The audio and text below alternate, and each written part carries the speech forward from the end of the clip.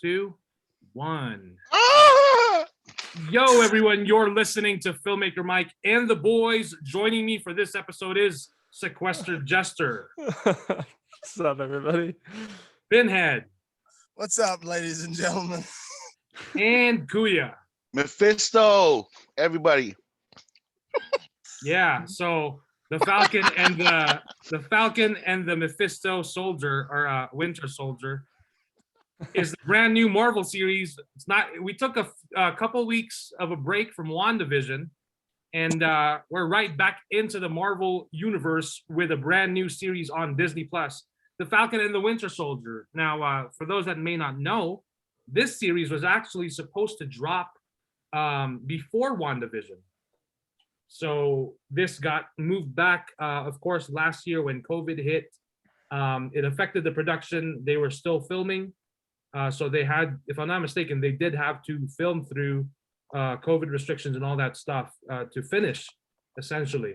So, and we also know that WandaVision also was affected, but I think Falcon and the Winter Soldier was affected a lot more in a sense because they were still heavy into production.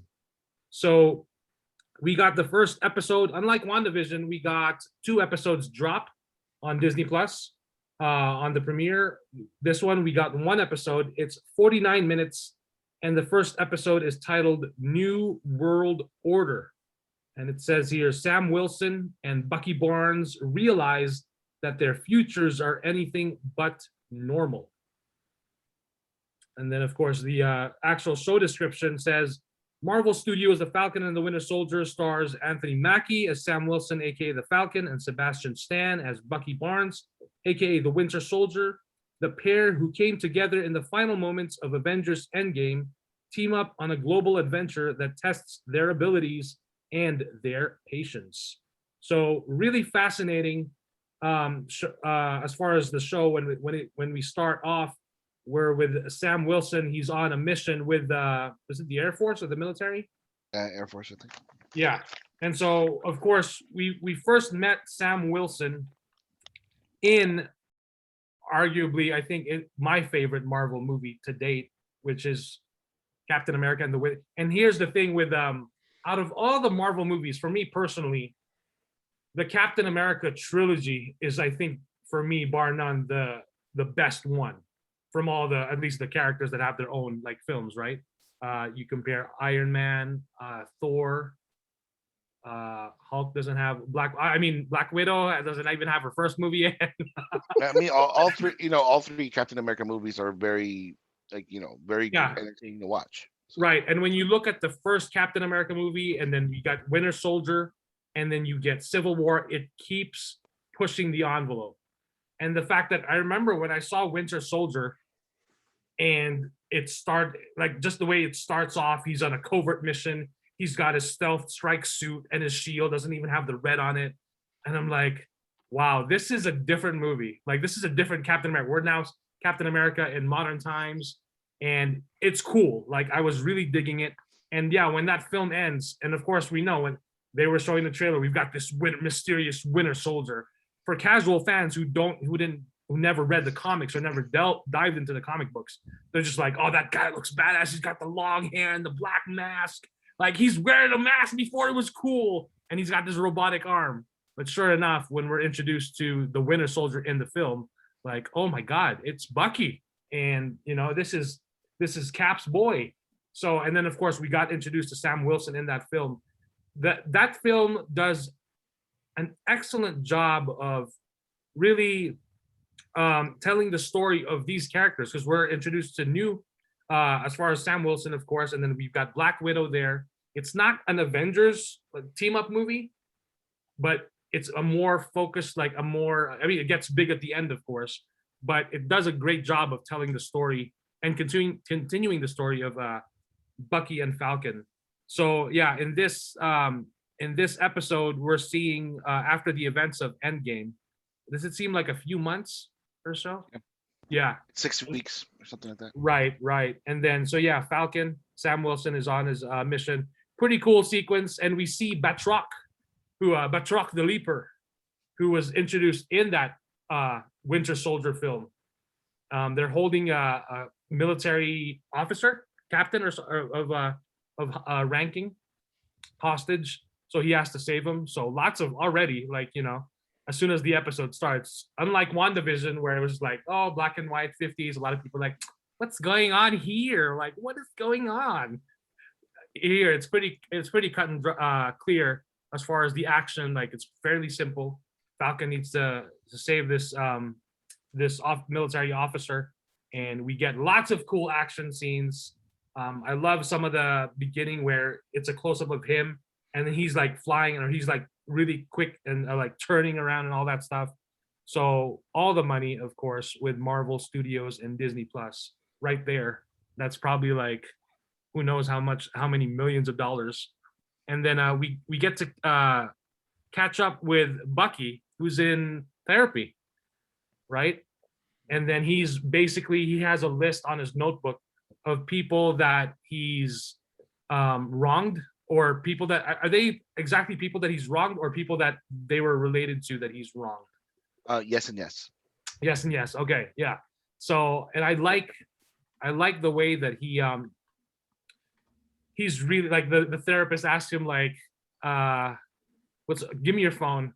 So he gives her, was it a flip phone? Yeah, it was a flip. Yeah. It was an old ass. Phone. It was a flip phone. It was the phone from Civil War, I think, the one that he was using to. Oh, the same phone. Oh my god. Yeah, I think it was the same. That's cool.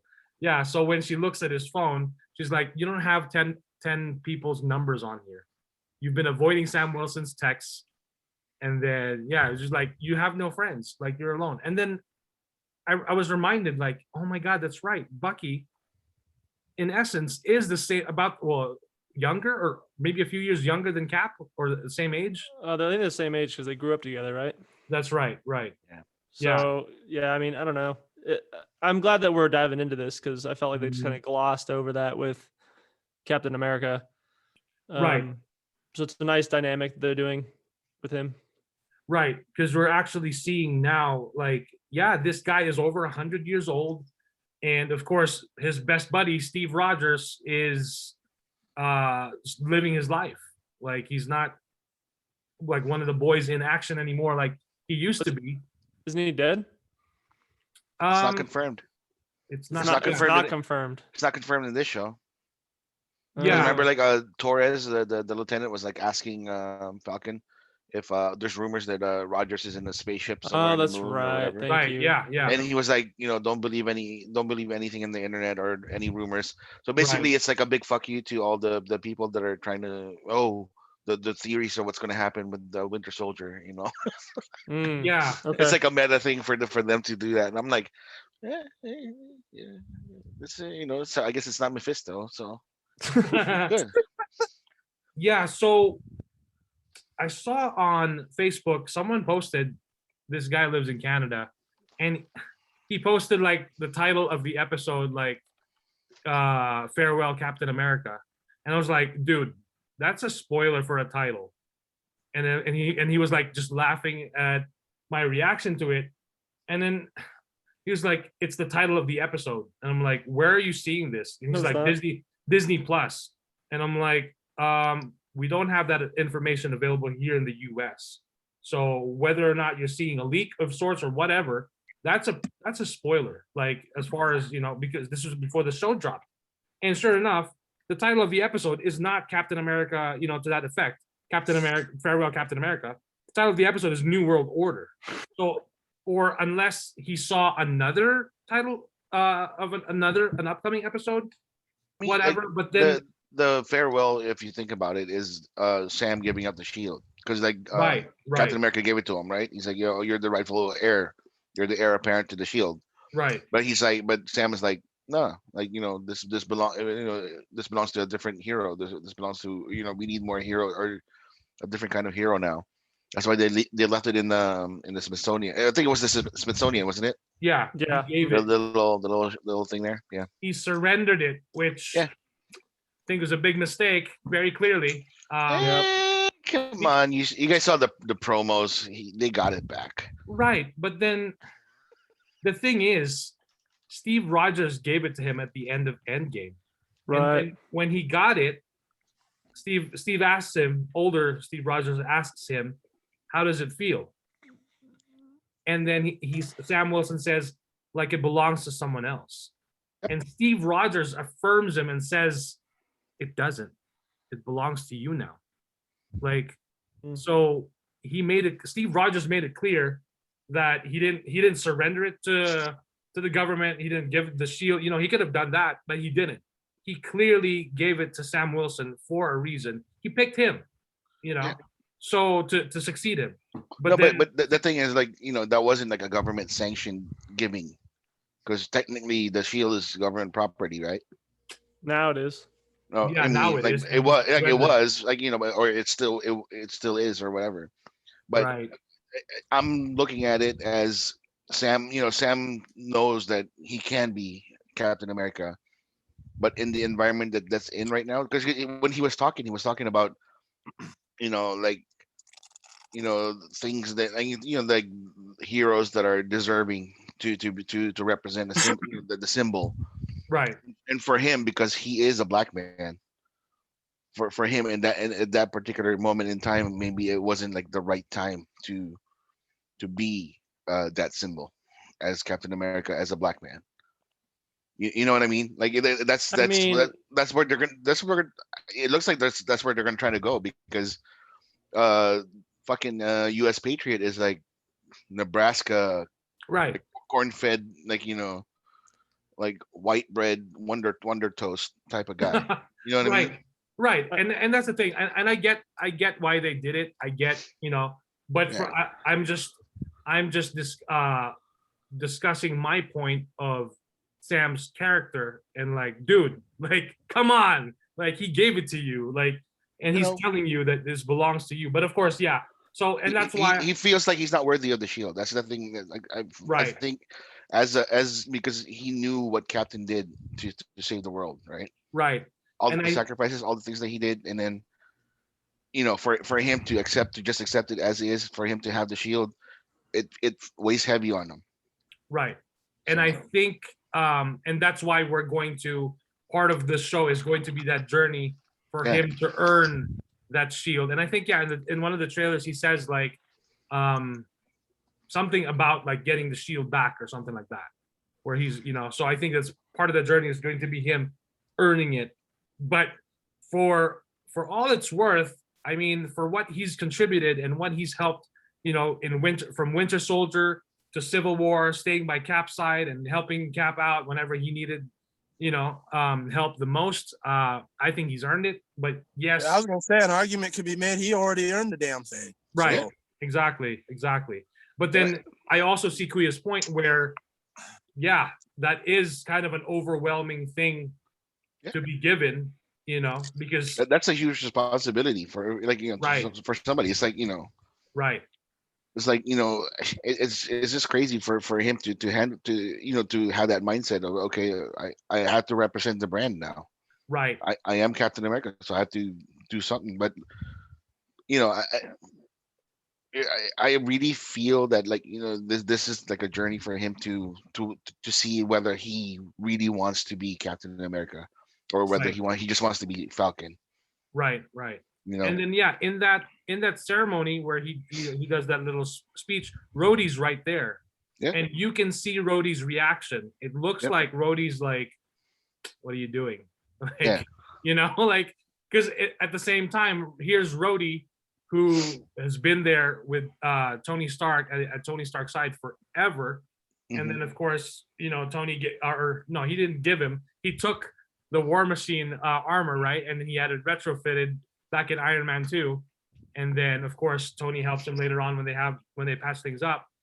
But here's Rhodey, who's had experience where he has essentially an Iron Man suit, and then he knows the responsibility and the weight of, like, especially if something happened, like now of course Tony's gone, like, but at least War Machine is here, and we're also gonna get another show called Armor Wars. Like, goodness gracious. It's amazing how much content we're gonna get from Marvel alone on Disney Plus. But it's really fascinating to see all these things play out. And then of course, I'm not gonna go in chronological order. So if you guys want to talk about anything else in the show, just go ahead. But we do catch up with Sam and his sister, who has been, working through the blip, and of course the blip has affected everyone. So it affected all the heroes that we know on a large scale, but then we also need to remember that it affected everyday common people, basically, who weren't like out there doing superheroic things, but were essentially still doing really important things, and living their life and being there for their families and all that stuff. So we catch up with Sam Wilson's sister, and then she's got two boys. Their parents used to have is it a shrimping boat business? It looks like it looks like a shrimping boat or like a It's crawfish. crawfish or right, whatever. right. So, Yeah, and so she wants to get rid of it. She's done. Like it's not working. She's spending $10, and she's making like $5. Like it's her basic like analogy of it's there. What's the point? We're losing money. Like let's get rid of it. And he's trying to tell her like, hey, we can get a loan. We can work this out. And then they go to the bank, and then the guy is like, I know you from somewhere. And I'm like, okay, they're gonna get this deal. He's gonna be able to work, finesse this deal, because the guy is like totally fanboying. And then of course it doesn't work out, because he was gone for 5 years. He didn't exist, no credit history, no income. And like, what was up with that with the Avengers? Like, they didn't get paid. Yeah. Somebody asked that too, didn't they? Not too long ago. Yeah. How do you guys get paid? Right. And he said through donations, really. Yeah, and I'm like, that doesn't make sense. I'm like, holy shit. Well, first of all, you've got your biggest backer, Tony Stark, who is a billionaire. And I'm like, you mean to tell me Tony Stark never took care of these guys who are putting their lives on the line? Like, Guess not. yeah. Yeah, And on top of and- that, when you include the events that happened after Civil War with the government initiating all these protocols, and the government's not going to pay them as employees because they're officially employees now Right. for the right. government. They're not being paid by the government. They are the end all be all as far as the last stand for the government, and they're getting bumkus. yeah. Come on. like That's the, stupid. the Avengers saved the world twice or 3 times, and then they don't get a little small ass loan to help Right. fish boat out. Right. You know what I mean? So this is reminding me of what's going on with our real life heroes, our service members, our military, right? Mhm. Mhm. They don't necessarily get the things that you thought like. They put everything on the line. They've sacrificed so much, and when they get to come home, like, they're not treated as such. Like, we call them heroes, but we're not treating them with the proper respect and do like what they're due, basically. I mean, Yeah, exactly. Like, we'll celebrate them as heroes and say God bless America and how great it is, but we'll treat them like trash when they come home from the wars. right. Mhm. So That's ridiculous. And they don't Right. get paid nothing. They get paid. I Exactly. mean, they get paid squat, and their health benefits are crap. Or trash. They're absolute So, trash. So I guess Right. I guess I see what they're trying to connect here with this show. I guess And then the sister was like very realistic about it, right? She Right. was like, Mm-hmm. she was like, nah, it ain't gonna happen. And then like Sam was like, trust me, I'm an Avenger. I know, I got this, right, because he was very optimistic that like he was gonna get a hookup. right, yeah, But then like reality struck, and then like the sister's face as soon as the guy said it, she was just like, yep, ain't gonna happen. So Right. F this. yeah. yeah. And the sad reality of here's Sam Wilson, who's also sacrificed so much, and he's already put his life on the line several times, and he's not even getting a little slack, like, cut me some slack. And then of course, yeah, his sister, because he really wants to keep the business, The legacy, the the boat, legacy of the family, right, and she the boat just in the wants house, I to- think, right? Both Right. boat in the house. yeah, she just wants to get rid of it because she's just so done with it. I mean, and as they say, like, it's great and it's exciting to have your own business or a family business, but it's also what with that, it's also a lot of stress, a lot of pressure, but then there, like anything else, there are pros and cons. It's nice to be your own boss and to have your own business, but at the same time, you got to really really put in that extra work. But then you also get to be your own boss essentially, and control your own time.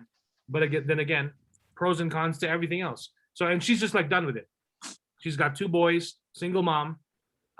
So, which is, I really like that aspect of, like, this is real. Like, she's trying to like remind him, like, hey, this is the real life. Like, you can go off and be an Avenger out there, but this is what's happening right now. Mhm. And then of course we get to catch up with Bucky, and he's hanging out with I forgot the guy's name, but an older man. Basically a senior. But then I remember, like, oh yeah, Bucky's even older than this guy. Yeah.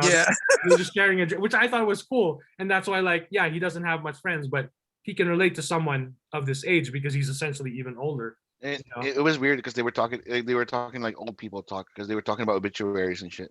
Mhm. Right. Right? They were like, nobody above 90 or over 90 survived. It's like, Right. wow, that's like typical like old people talk. Like, oh, did you know this so and so died? Right. I know, it's kind of sad. Yep. And then Yeah.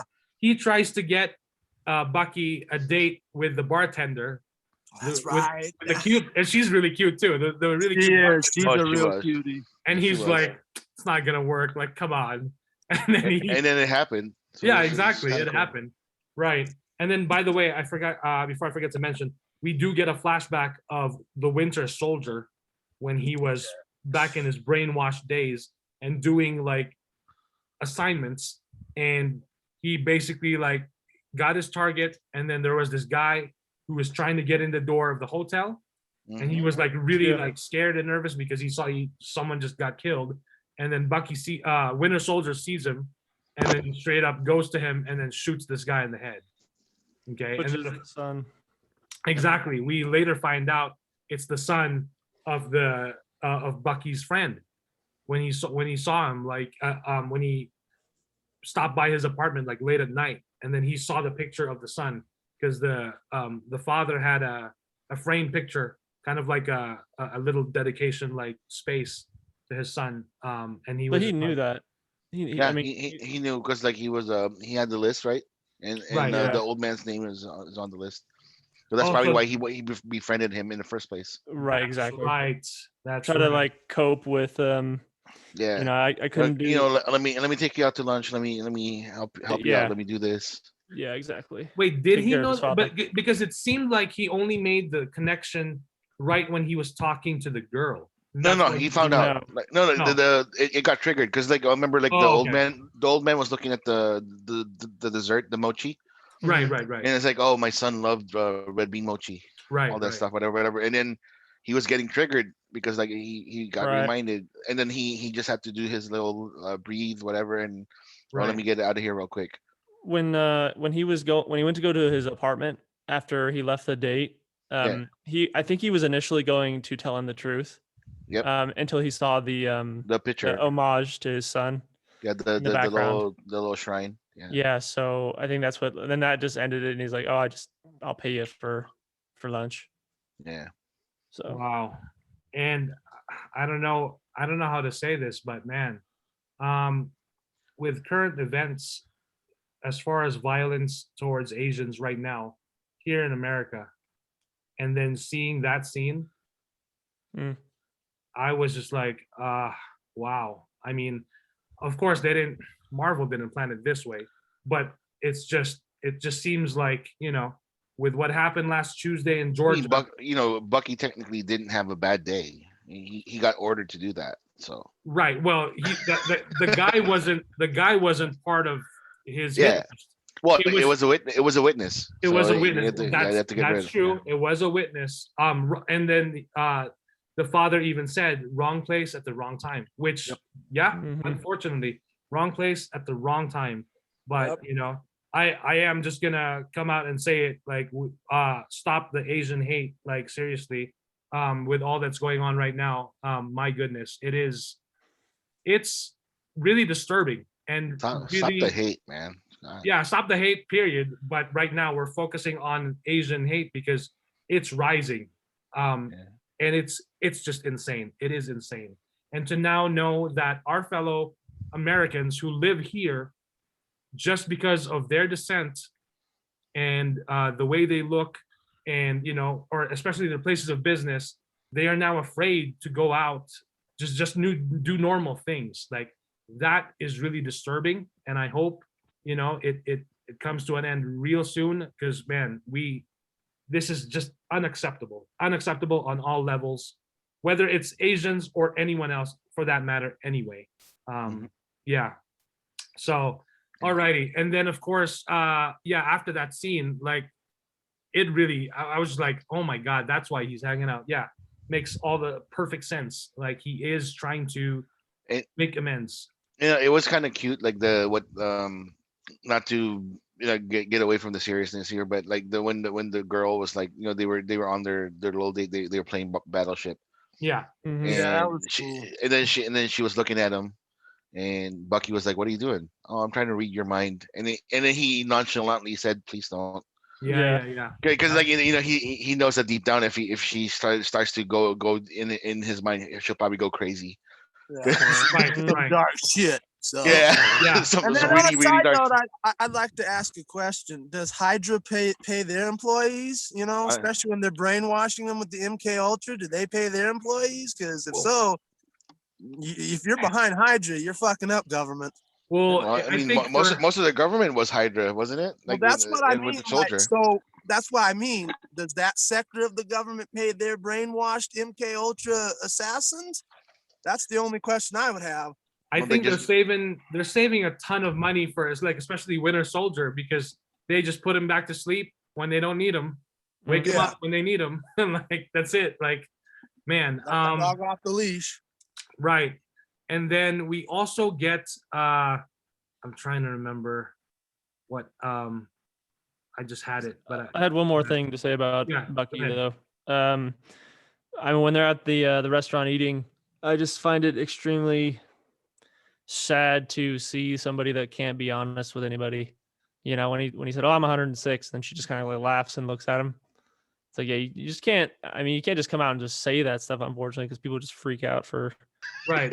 People Well, freak out like- over the littlest things that it is. Like she was probably thinking like he was being charming, Right. just joking around, right? Yeah. But like Yeah. for him, he wanted to be open. So Right. Yeah, that's true. that's and funny then- though. I understand where you're coming from that, because it is a hard thing. And on top of the fact that he has to deal, and we keep going over this, but it's a continuous Trauma. theme with him, the mental health issue. The trauma, yeah. He's been the trauma and the mental health, because he's been brainwashed. I mean, for all intents purposes, this is Marvel's version of MK Ultra. And the people that went through that legitimately went through that beyond the conspiracy theory bullshit, because we know that it happened. The government admitted it. That's a lot of trauma and mental anguish to go through for any person, man, woman, or child. And it's heartbreaking, because it does hit home to stuff that actually does happen in the real world. It's art imitating life. Right. That's something I'll say I liked too, is that they're like, we all enjoy the Winter Soldier a lot. I like that they're going back to that comparisons to the real world with New World Order and that whole, like, this whole terrorist organization that is thriving to that. You know what I mean? In Winter Soldier, it was Big Brother looking at everybody and taking out targets before they even do anything. In this one, it's this whole New World Order that the flag smashers, yeah. Yeah. Yep. So. And then also want to mention Bucky has his gloves on. He's got a jacket and his gloves on. And then the girl asks him, "What's with the gloves?" And he's like, "I'm just cold." But of course, like, if he takes that off, he's got his robotic, like, vibranium arm. So of course that'll freak her out and be like, "What is that?" Like, And then also forgot to mention, when he's in therapy, he mentions, like, really close up, like, shots too of him and his therapist. He mentions that he had peace when he was in Wakanda. Yeah, one time, right? He said like the one time he was at peace during this turmoil was in Wakanda. Right. Mhm. They Right. gave him that though. That's what's so cool. They gave him that peace and time to rest. Right. Right. You know? Because at the end of Civil War, Cap takes Bucky to Wakanda, and then they kind of put him to sleep there. But then where was it that we saw Black Panther. Black Panther? Right. Yeah. Right. So at the end of Black Panther, the end credit scene is Bucky and what's her T'Challa, or is it It was T'Challa too. T'Challa's sister that calls him the White Shuri. Wolf? Yeah, Shuri. Yeah. Yeah, who calls him the White Wolf? Shuri. The kids, the little kids, and then Shuri. I think Yeah, right, calling him right, the White Wolf. Yeah. right. And then he opened T'Challa opens up gives him a case, and then there's his new vibranium arm because they needed him to get ready for battle, or like for Infinity War, I think, right? Yeah. Yeah. Mhm. No, a side note, I don't, if anyone could look that up, I don't know her name, but the actress that plays the therapist, she's a fantastic actress. She's Mm. very underrated. She's been in a lot of great series. So Yeah, she looks really familiar. Doesn't she play like a psychiatrist most of the time? I think. yeah, she plays either a psychiatrist or a cop. Those Yeah, are her yeah. two roles. That, like, she's a cop in Bosch, but here she's a psychiatrist, and then before that she was a psychiatrist. After that she was a cop. It's like, But it's she is so typecasting, good but at she it. always hits it out of the park. She always hits her performances, Hey, no matter how small they are, out of the park. She's fantastic. Right. The promo, right? The promo. She was just like, "Yo, snap out of me." I was like, like when they were like, "Are you guys like having a staring contest? What the hell?" So Yeah. I did a search on Google for the cast. She's not coming up in the cast. What? But I'm sure if I dive deeper, I could I'm find looking. her. Yeah, look for a Bosch maybe, because she's in the Bosch cast. What's do you guys remember her name in the show in Falcon and Winter Soldier? No. No. That's like doctor or something. Therapist. Is it Amy Aquino? I think so. Yeah, this I looks have like to see the picture. this looks like Oh, her. Skinny. Dr. Raynar. Yep, that's her. Yeah, I thought. Yeah, that's her, that's her. That's her. That's her. Yep. Yeah. She so- is a fantastic, underrated actress. Because like I said, it doesn't matter how big or small the role is. When she's in it, she knocks it out of the park, Sammy Sosa style. Like, she just hits home runs every time. Mm. Yeah, so yeah, that's Amy Aquino, and then the girl that we're gonna see more of her that Bucky had a date with. She plays Leia in the show, Miki Ishikawa. So she's Good. in 6 episodes. Good. Yeah, and then Which I'm not surprised that we would see more of her, because they were hinting at the fact that we haven't seen the last of her. So right. So as far as this series, we're getting 6 episodes. so she's gonna be in all of them. Yeah. Oh, is this going to It- be a one and done? I don't know. Uh, Like if all goes well, it might be a continuation or a continuing series, right? At Mm. this point, who knows? I mean, this could be a one and done, and they're gonna see how it does, and yeah, we will see. Because Wanda is one and done. I think Loki is gonna be one and done, if I'm Right. not mistaken. Yeah, it will. But Falcon and the Winter Soldier, the show itself, it looks like it could be a series, because it could, there's a lot of things going on. Mhm. or It could go either way. or in the Yeah. second season, it could just be Captain America and the Winter Soldier. Right. Oh, and just having that. Oh man, just having Captain that name. America, the Falcon, and the Winter Soldier. I'm saying, jeez. Well, there has to be an evolution, right? So I think it'll just be Captain America, and he's still Falcon, but it's Captain America now, and the Winter Soldier, but then we got the movie Captain America, the Winter Soldier, but if you just play with the words, and there's still a significance there, Captain America and the Winter Soldier. I think. And if they kept that tone of the Winter Soldier in this, I'd be fine with that, as long as they didn't change the tone up. Because I feel, for a lot of people that used to watch this show religiously, like I did back in the day, where I would watch this in Smallville back to back. For a lot of people already right now, we're getting major 24-esque vibes.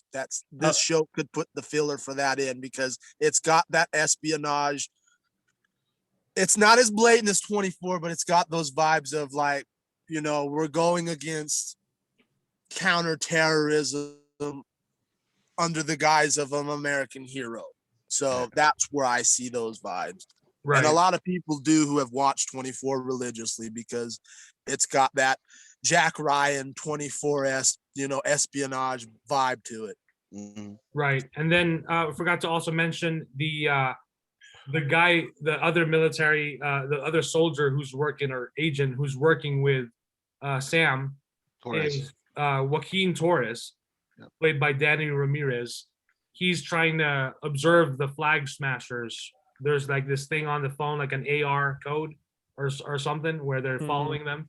So he tries to go, but then this time he's not just observing, he's actually participating. And sure enough, when he does that, he gets the flag smashed out of his face by the end of it. And so he contacts Sam and lets him know, like, hey, what's up? Like, this is going on. And then also the sister of Sam Wilson is Sarah Wilson. So and then by the time the show ends, or it leads to ending, we get Sam who's watching the TV, and there's a big announcement. We need a new hero, and his sister is there as well. We need Captain America, and sure enough, we get, and I'm using this now, milquetoast Captain America. Great value. You're welcome. You're welcome. That's very true. Thank you. Very But- accurate. U.S. Yeah, Patriot. right? That's Right? his name. That's He's his who? name. U.S. Patriot. So he's U.S. Patriot. He is in the comic books, correct? Mm-hmm. So they have an Iron Patriot and then a U.S. Patriot in the comic books. Or sorry, U.S. agent. Sorry, not U.S. Patriot. U.S. agent. Oh, Yeah, it's just U.S. agent. I remember I used to have a trading card of U.S. agent, and it's essentially the same Captain America suit, but it's just black. And then he had like red and white. He only had one star, and then the one stripes. star, and then red and white, most of the Mm. colors. Yeah, red, white, and black. So And then like eventually, Steve Rogers took over the role of U.S. agent, and because the guy that did U.S. agent became the Captain America. So like Steve Rogers took on that mantle, so he became like a undercover whatever thing. So it's kind of like a weird thing with Captain America. right, and then I mean, we all know what's dominating social media right now and all the talk and attention. But hey, the only thing as far as the memes are going, I mean, there's a ton of just Zack Snyder's Justice League memes. But hey, Captain America, Falcon and the Winter Soldier got one in there, and it's basically this. It's Snyder cut. this is the Justice League, which is milquetoast Captain America, and the Snyder Cut, which is Chris Evans Captain America. And another one that I thought was this one, like, really got me laughing so much. So it says, "Who the hell is this dog?" And it's Carl. He looks exactly like Carl from Up. It's the big jaw, right? The big wide jaw thing. Exactly, like it's the wide, big jaw, and it's just like, and he did that cheesy ass like wink at the end. That guy, I was just like, this motherfucker. Yes. He went like, he was like, it was. I guess all along. He did the little. Oh, and I don't know if you guys noticed, but this Captain America had a gun. I did. I saw it on the side. Thank you, because I missed that. So like, I was just like, when I saw it, I'm like, oh, he is gonna be Captain America, like, with the Second Amendment, with my 45. America, pew, pew, pew. And then correct me if I'm wrong. I seem to remember Steve Rogers in the first Captain America film. He also had a gun with him. Yeah, but it's wartime. World War II. Yeah, World War II. Wartime. And then in the comic books, when Bucky took on the mantle of Captain America, he had a gun. He had a handgun with him. Sam Wilson also. Sam Wilson too. Okay. Yeah, it was just Steve Rogers in it. But like, Steve Rogers doesn't kill people, except in Winter Soldier when he like super kicked that guy and he broke his back on the railing and then flipped over and drowned. Mm-hmm. Right. Hey, and Civil War. If it was for Batman back in the day, why can't Cap have a gun too? No, So, but like people are saying, oh, Captain, Captain America never killed anybody. I mean, Yeah, I'm sure. did you see down the this first road Avenger? again, really? I was gonna say the he killed a second. lot of Nazis. Going down this road again, like really? I know he killed a lot of Nazis. Hey, as But I Zack, guess it doesn't count, right? as Zack Snyder said when he was doing his commentary for BVS, the Ultimate Edition last year, when Batman is ramming through the bad guys with the Batmobile, he was like, "Oh, Hey, those wait, guys, say those that again. guys are okay." Mike, say that again. When Batman was what? Ramming through Mm. the bad guys with the Here we Batmobile. go. Zack Snyder said those guys are okay. Yeah, Yeah, all it was right. fun. Again, hey, you know, when you look at then and then with now with the arc or spoilers, you know, it's a different, you know, there's an arc there. But yeah, Jester, you got a question for Kuya? Yeah, I need to know the villain base for this series. I've never heard of these guys. Oh, Flag Smashers. It's originally it's like a super villain who he just hates he just hates flags, and he hates countries and all that stuff. And So go. basically, what they're doing, like instead of like one guy, it's gonna be like an entity. So Flag Smashers, it's like an anarchist group. They're gonna be like they were talking about it in Taurus was talking about it like during the blip. These guys were saying we don't need countries, we don't need borders. Mhm. We're just one we're just one people, one government. We'll just or one way of living, doing whatever it takes. And they're getting a lot of following because again, a lot of people are unhappy with the government. So Yeah. again, this is kind of in the mood or in the terms of what's happening right now in the country. Like people are okay right now with what's happening in the country, but a lot of people underneath the norms are saying the democracy isn't going to work. We need to have some sort of anarchy. We need to have socialism. We need to have communism. We need to have all of these things. We don't need the colonizing countries to rule the world. We need to have our do our own thing. And that's the tone that they're going to go on. And I'm kind of it's weird because I really want to cheer on for the Flag Smashers in a sense because like they do have a point. I mean, because like the sometimes the governments like really fuck everything up. The But best villains are complicated villains like that make you I know, think but on both it's sides. nice. It's nice to have a complicated villain, right? Instead of just Yeah. like, oh, let me just like snap half of the Yeah, people and- just because everything's So finite. then my question with that is, do you think Zemo will be the leader of the Flag Mm-mm, Smashers then? mm-mm. So how do you? Flag Smashers is gonna be like just like a group that's gonna pester the shit out of the Winter Soldier and Falcon. Okay. Zemo is gonna be in the background because Zemo's character is gonna be part of the thing that Thunderbolt Ross, the general, is gonna be doing, which is With the U.S. agent. the yeah with this it's called the Thunderbirds or something like that because Okay. they're gonna be like the anti-Avengers, so it's gonna be a government sanctioned like it's like the Suicide Squad, but like Thunderbolts, right? Thunderbolts. yeah, Thunderbolts or something like that. Okay. Oh, okay. So now it's gonna be like somewhat some kind of like bad guys, like they're kind of like And not So so- they're their version of the Injustice League. yeah. I mean they're not so nice people. So basically they're like the Suicide Squad in a sense, but they don't die at the end. They're just doing things that the government needs done, and nobody else wants to do it. So they're expendable hired guns. Yeah, and Okay. and Thunderbolt Ross hopefully is going to be the Red Hulk because in the comic books Thunderbolt Ross is the Red Hulk. Ooh. Yep. So it's kind of hopefully that's the case, but I don't know. Could I be don't know that. where Marvel or Kevin Feige is going to go with this because he loves the Thunderbolts.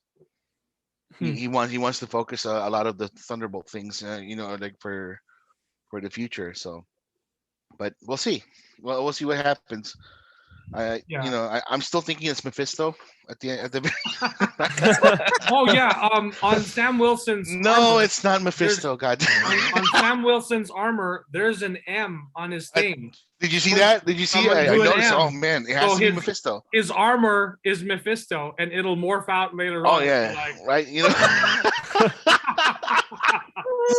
oh man. So, No, but here we like, go. So here's a Space Wizards connection. I was about ready to do it. Oh Too. boy. So Erin Kellyman, who played Enfys Nest in Solo, is in this show.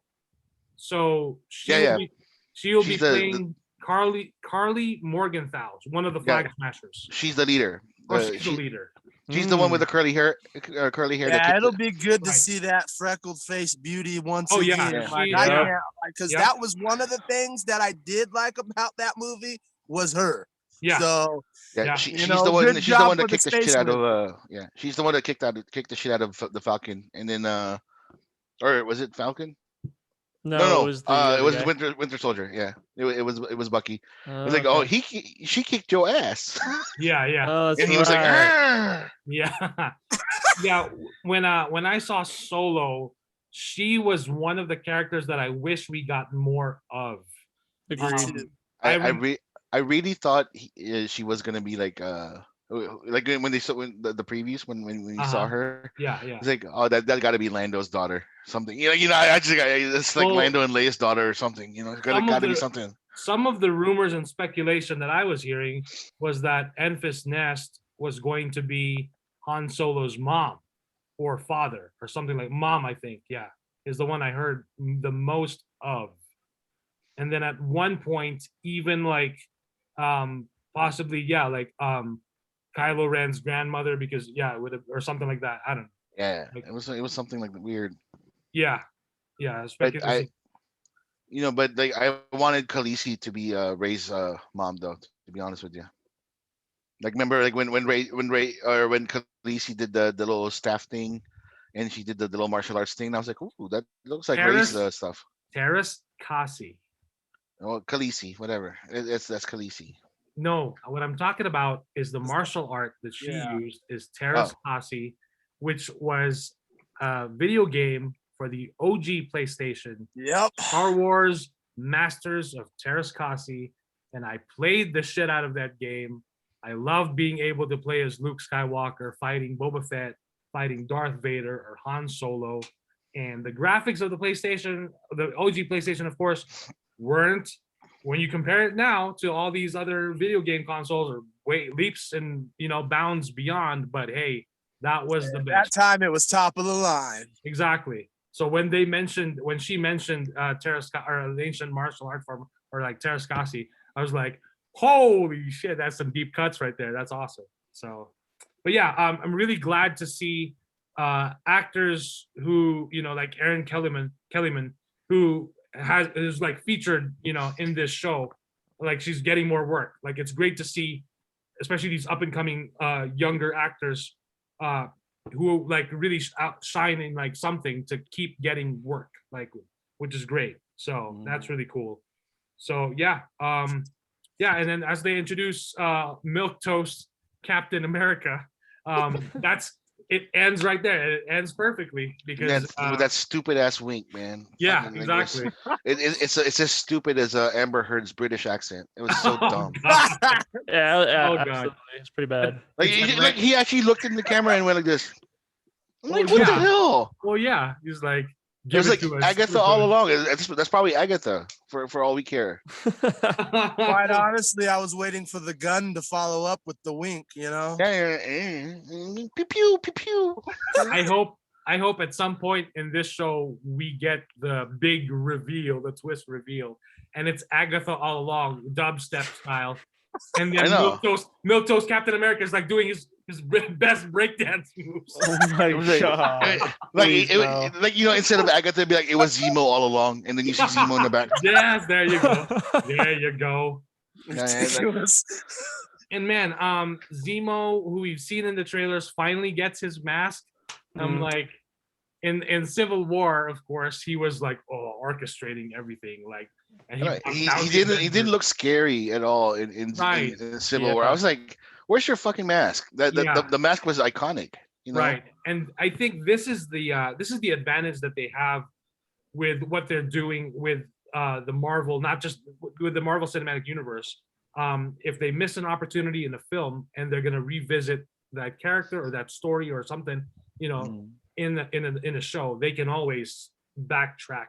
And like what boggles my mind is like with Iron Man in Iron Man 3, when we were supposed to get the Mandarin, we're like, holy shit, Ben Kingsley is the Mandarin. Like, oh my God. It's like, are you ready for another lesson? And I was like, holy shit, it's gonna be fucking awesome. And then of course we get like, oh, I'm Trevor Slattery. I'm an actor. Like, what the shit is this? So dumb, dude. Like, it was stupid because we all got amped when we heard that. You'll never see me coming. Yeah. We're like, oh, you Yep. sound like the fucking Mandarin. This is gonna be awesome. And then they went, Like, nope. It's Hip from acting class who's ready to, block the scene. Like, shut the fuck up. That's why I said, Shane, you fucked up there. You know? It's garbage. So bad, man. And of then the course- actual villain turned out to be, you want to talk about milquetoast man? He wasn't no better. And then of course we get to we get the tradition continues with WandaVision with Ralph Boner. It continues because of course is it Matt Shackman, who directed all the episodes for WandaVision, really loved that moment in Iron Man 3. So now this is what's happening. Someone who watched the WandaVision was like, I just love that Ralph Boner moment so much. I'm gonna fucking do it again for another Marvel show. Years later, I'm gonna troll those fucking Marvel fanboys. Oh, gosh, dude. Get ready. The tradition must continue. I can't take it. I can't take stupid Ralph Boner. Just so bad, man. It's like it's literally this decided to piss on all our happiness. You know what I mean? Come on, man. Why'd you have to do it like that? Yeah, and I mean, you've got people defending it, and they were like, they never promised. But I'm like, yes, but you clearly knew what you were doing when you introduced that version of Quicksilver from the Fox X-Men films. Yep. Yeah, you even did the wink when he was given when he premiered on that episode. You did the X-Men wink. So don't go there. Don't do No, that. I really don't pretend like you didn't know what you were trying to do. I really think Paul Bettany just fucking like screwed everybody up. Just by saying, oh, at the very end, we're just gonna be somebody huge. I've never worked with I never worked with this actor in my I'm like, Oh, dude. Well, see, that one I'll let that slide because that one wasn't so bad compared to Ralph Boner. I mean, True. talk about expectations. Yeah. Like smashing expectations and just like stomping on it, like the Flag Smasher stomping on that guy's on Sam Wilson's friend's face. Like, holy shit. You like this? Fuck this shit. Ralph Boner. You like that, don't you? But yeah, other than that, I mean, we got a good length of an episode, and I'm looking forward to it. We have discussed that, yeah, they could have probably pushed it a week back because for the at least April or something. What a time to be alive! Because now a DC film has now overshadowed a Marvel. Granted, it's not a Marvel movie, but it's still a Marvel Cinematic Series. So I mean, it's overshadowed in terms of social media chatter. And it did trend, of course, when it debuted on early morning Friday. But just the overall conversation right now, it's all focused on Zack Snyder's Justice League. But hey, speaking in respects to Falcon and Winter Soldier, still, I enjoyed this first episode. Looking forward, of course, to more. Even when the trailers dropped for this, and you see the chemistry of Bucky and Sam Wilson, like, yeah, sign me up, because that's one of my favorite parts in Civil War, and it's a meme when Steve Rogers. You guys behave. It's been a while, of course, and Peggy Carter just passed, so he's with Sharon Carter, Peggy Carter's niece, and then he makes out with her, and then Sam and Bucky are in the car, and they're just like, "Yeah, go get it, boy." Nasty. Oh man! And then for a while, people were like talking about that. The part that I like in during that sequence was like when Bucky was like, "Can you move your, Yeah, move your seat. move your seat?" And then Sam was like, "No, No, no." no. And again, this is another example of actors and performers. Yes, they're acting, but there's also, I think there's also a real friendship and chemistry there off screen, because these guys have been working together for a while. And so that just comes naturally on screen. You could say the same thing about Ezra Miller's Flash and Ray Fisher's Cyborg. It's great in that film, but then you also see the blooper reel that they had where they play pranks on each other, and it's just like, that's really cool to see. I mean, they don't have to do, they're not getting paid to do that. I mean, but it just comes with when you're working on a production like this for hours on end. I mean, you might as well make friends, right? So of course you're gonna be hanging out with your co-stars. So, which is really cool, because I mean, there's also other actors out there who are just like, when they're in between filming scenes, and they're just like, don't want to socialize, I'm gonna be in my trailer. Like, fuck you guys. Call me if you need me, right? And I'm sure there are those divas out there, of course. I mean, we know that exists, but it's cool to see. Like, it's really cool to see, because I mean, if it's a positive thing, why not? All the more for the bromance, the bro ships. So at the end of this series, they're gonna form their own bro ship. They're gonna add more bros.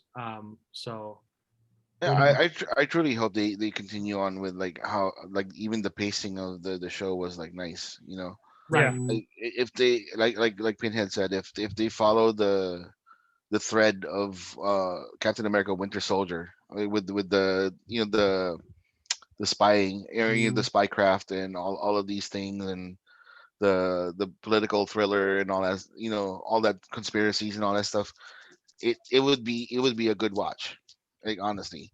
Right. So right now, like I told you guys about WandaVision, right now I'm in for the 6 episodes. Same. So I'm like, I can't wait to watch the rest of them.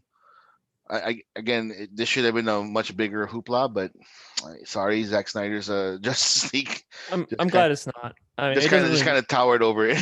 Right. But I think it's also okay, because I mean, you still have 5 more episodes. So for the remaining weeks, I mean, they're gonna continue building up steam anyway. So it'll work out. It still works out. It's not like they lost. So. But I like it. Again, this is a more grounded version of Marvel, like in regards to superheroes, because these guys are doing the little shoot 'em up type of thing that a lot of people like, and there's no weird powers, there's no explanations, there's no there's no things that have to you have to address it, except for, like, the different characters that's gonna happen. So Jester Nemo should be the main villain in this one, but he's gonna be surrounded by the Flag Smashers, which they shouldn't have anything to do with Nemo or Zemo, like Nemo. I was like, Nemo for a second. Finding Like, Nemo. oh, we're getting that Pixar crossover. Zemo. We already have Carl Friedrichsen as the milquetoast Captain America. Dude, But he's just gonna Pinhead, I don't know if you guys noticed it on the credits and all that stuff. There was a little mention, and I stopped it because it kind of caught my eye, about Isaiah Bradley. Remember what I told you about the first Captain America was actually black, because they tested tested it on the black man first. Mm-hmm. So they may or may not touch base with this. Maybe just like a little dip into that pool. I'm not sure if they're gonna go full on it, but what is his name? Carl something. I forgot the name of the actor. He's fantastic. He's one of the, one of my favorite voices. He does the Swamp Thing voice. Carl. I forgot Are you his name. snapping? Because it doesn't look like that. No, I'm like, Okay, I'm like just slapping making my sure thigh. because I need to see your hands. Yeah, yeah. But yeah, it's like it would be interesting to see that because like not a whole lot of Captain America fans or not a whole lot of Marvel fans know about Isaiah Bradley. So it would be So cool. an actor has been cast for that role. Um, it was Carl something. I can't remember his name. So you're saying that there's an actor like in Yeah. the oh, okay. Huh. Carl. I think his name is Carl, if I'm not mistaken. Are you But talking about on the CW something? no. He I'm trying to do a Google. it was search. like a cartoon. It was the cartoon Swamp Thing. I think. If I'm I'm not not coming mistaken. up with anything for the Swamp Thing voice actor Carl. Give me one sec. Give Carl me one sec. Weathers. No, not Carl Weathers. Jesus, I could be wrong about the name. I'm sorry. Yeah, Carl's it's okay. Jr. Carl's Jr. Yeah, not coming up with anything. All right. So, any other last words regarding the first episode of final thoughts of Falcon and Winter Soldier before we move on? No, I mean everybody said what I would have said. You know, like we've been saying, I'm looking forward to the next episodes because especially when we get that Lethal Weapon / Hobbs and Shaw moments, I'm looking forward to those. The buddy cop, you know, espionage adventures that they'll have. So that's what I'm looking forward to. I think this is a step in the right direction, and not for nothing. We don't need to cry Argentina for Marvel because they're always winning. A week or two out of the spotlight's not going to hurt the House of Mouse. So they can just suck it up. So other than that, I'm looking forward to this series even more so than I was WandaVision. I'm actually, because like I said, if this works correctly, this can actually be a good filler for 24 and stuff like that. So Yeah, until the Battleship game will transform to Mephisto. yeah. All righty. Okay, so moving on, we've got Pinhead is going to be talking about the induction of Eric Bischoff into the Hall of Fame. So I'm gonna keep this pretty sweet and short because it's God's day today. It's Sunday, so I'm not trying to raise my blood pressure up by 40 points. And on top of this, we don't know the full roster of who will be inducted this year. So some of the names I might bring up might happen. But this is a problem that we have because I talk about this every time, and it really blows my mind that people inside the business can, especially Vince McMahon, continue to expose the business like this. To where if we keep going down this road, the professional wrestling sports entertainment business will be dead in 10 years. I promise you that. And I've said it before, I'm not talking about me. I'm talking about your kids that you love to watch them get all excited about Lucha House Party. And they still say his name, Jonathan Cena. We love him. You want to see your kids still be happy like that? It's gonna stop because the business will be dead in 10 years. And then all this because they had a documentary recently, a fantastic documentary that can be seen everywhere. It's on YouTube, about a young girl named Heaven Finch, and she's busting her ass to be she's breaking records. She's wrestling men. At 15, at her side, she's taking on men and dispatching them like Shao Kahn in Mortal Kombat 2. That's all well and good, but what good is that going to do if she's breaking records and she's aspiring to go to a company that won't be there in 10 years? And the reason why I bring that up is because we do shit like this, where we get the meat man from Minneapolis, who used to sling meat out of his car in Minneapolis. Yes, I know you guys he's from Detroit, Michigan. I know he's from Detroit, Michigan. The reason why he got the job is because he was slinging meat out of Minneapolis, and this guy is going to be given an induction into the Wrestling Hall of Fame. I'm going to say that one more time for the cheap seats so people can understand it. A meat man from Minneapolis is being inducted into the Wrestling Hall of Fame.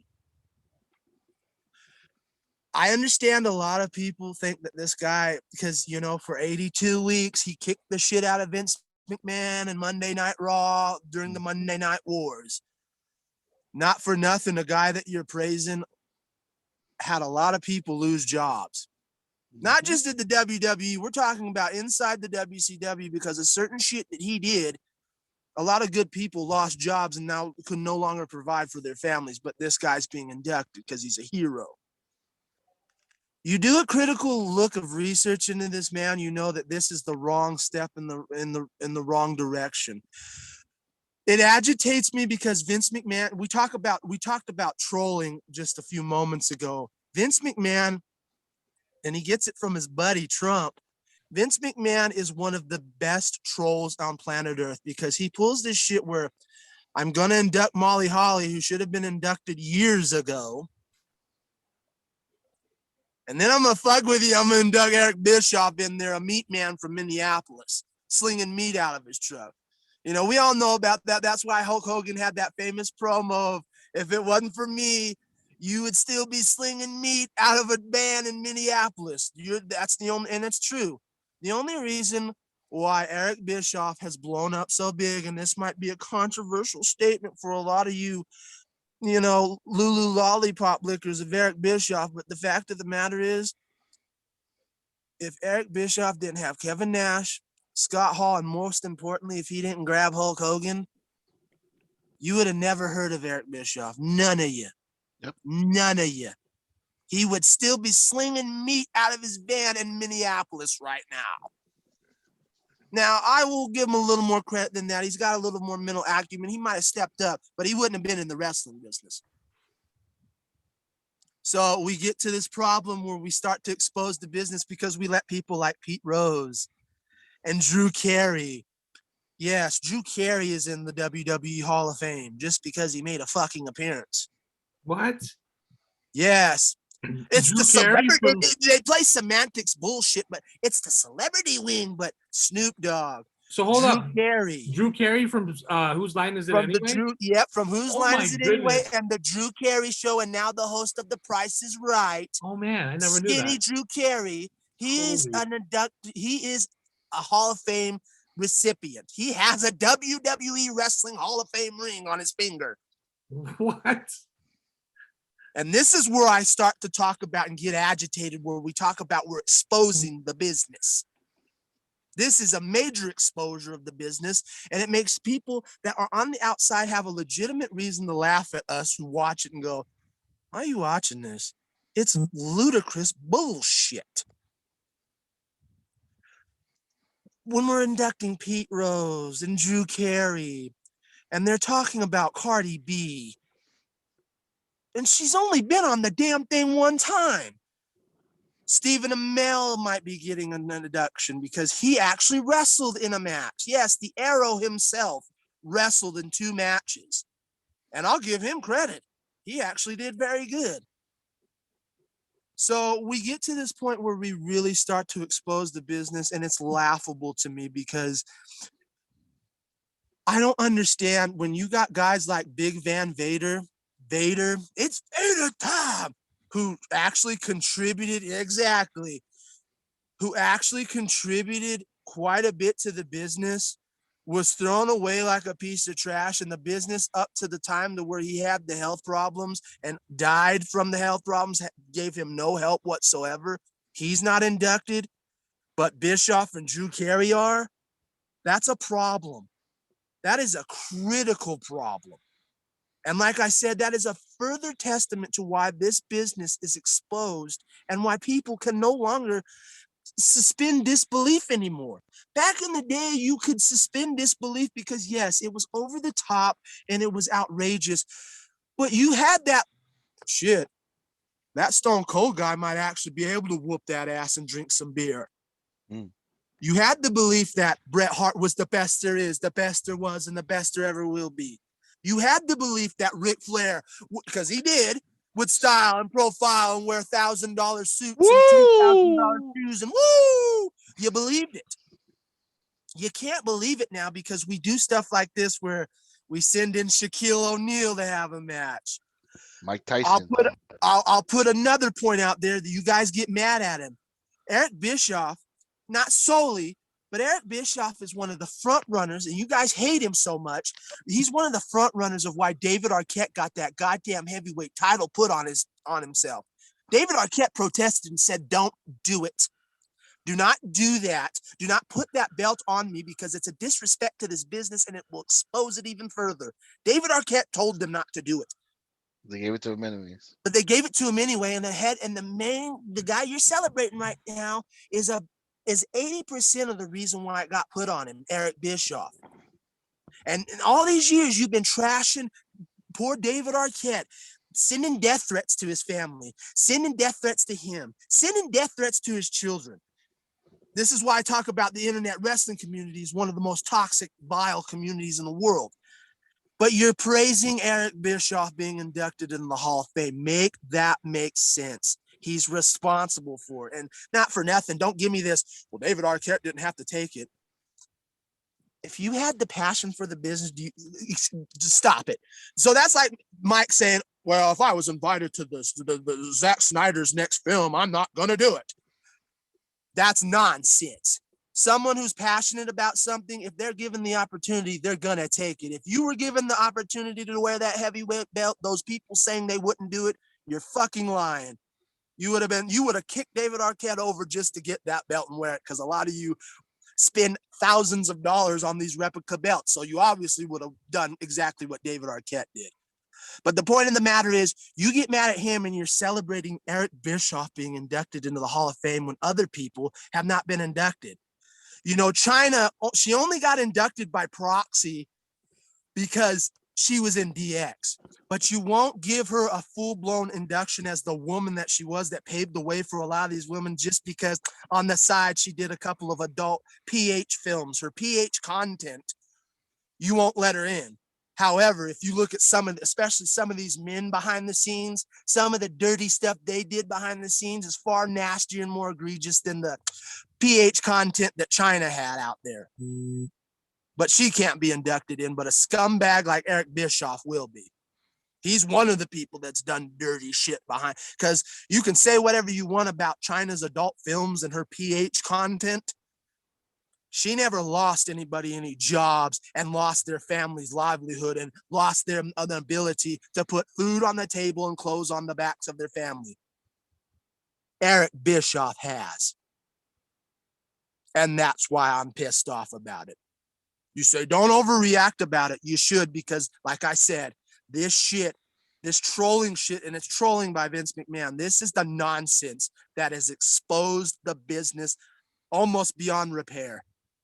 And it makes me sad and disgusted to see this shit. And they're going to keep doing it because they do this tactic in the last 5 Hall of Fame years. They do this tactic where that person should be inducted. Then they put 2 in that have no business being in there. Then they get the quota of putting 1 in there, and then they finish it off with people who you're like, why are you inducted and this guy isn't, or this woman isn't?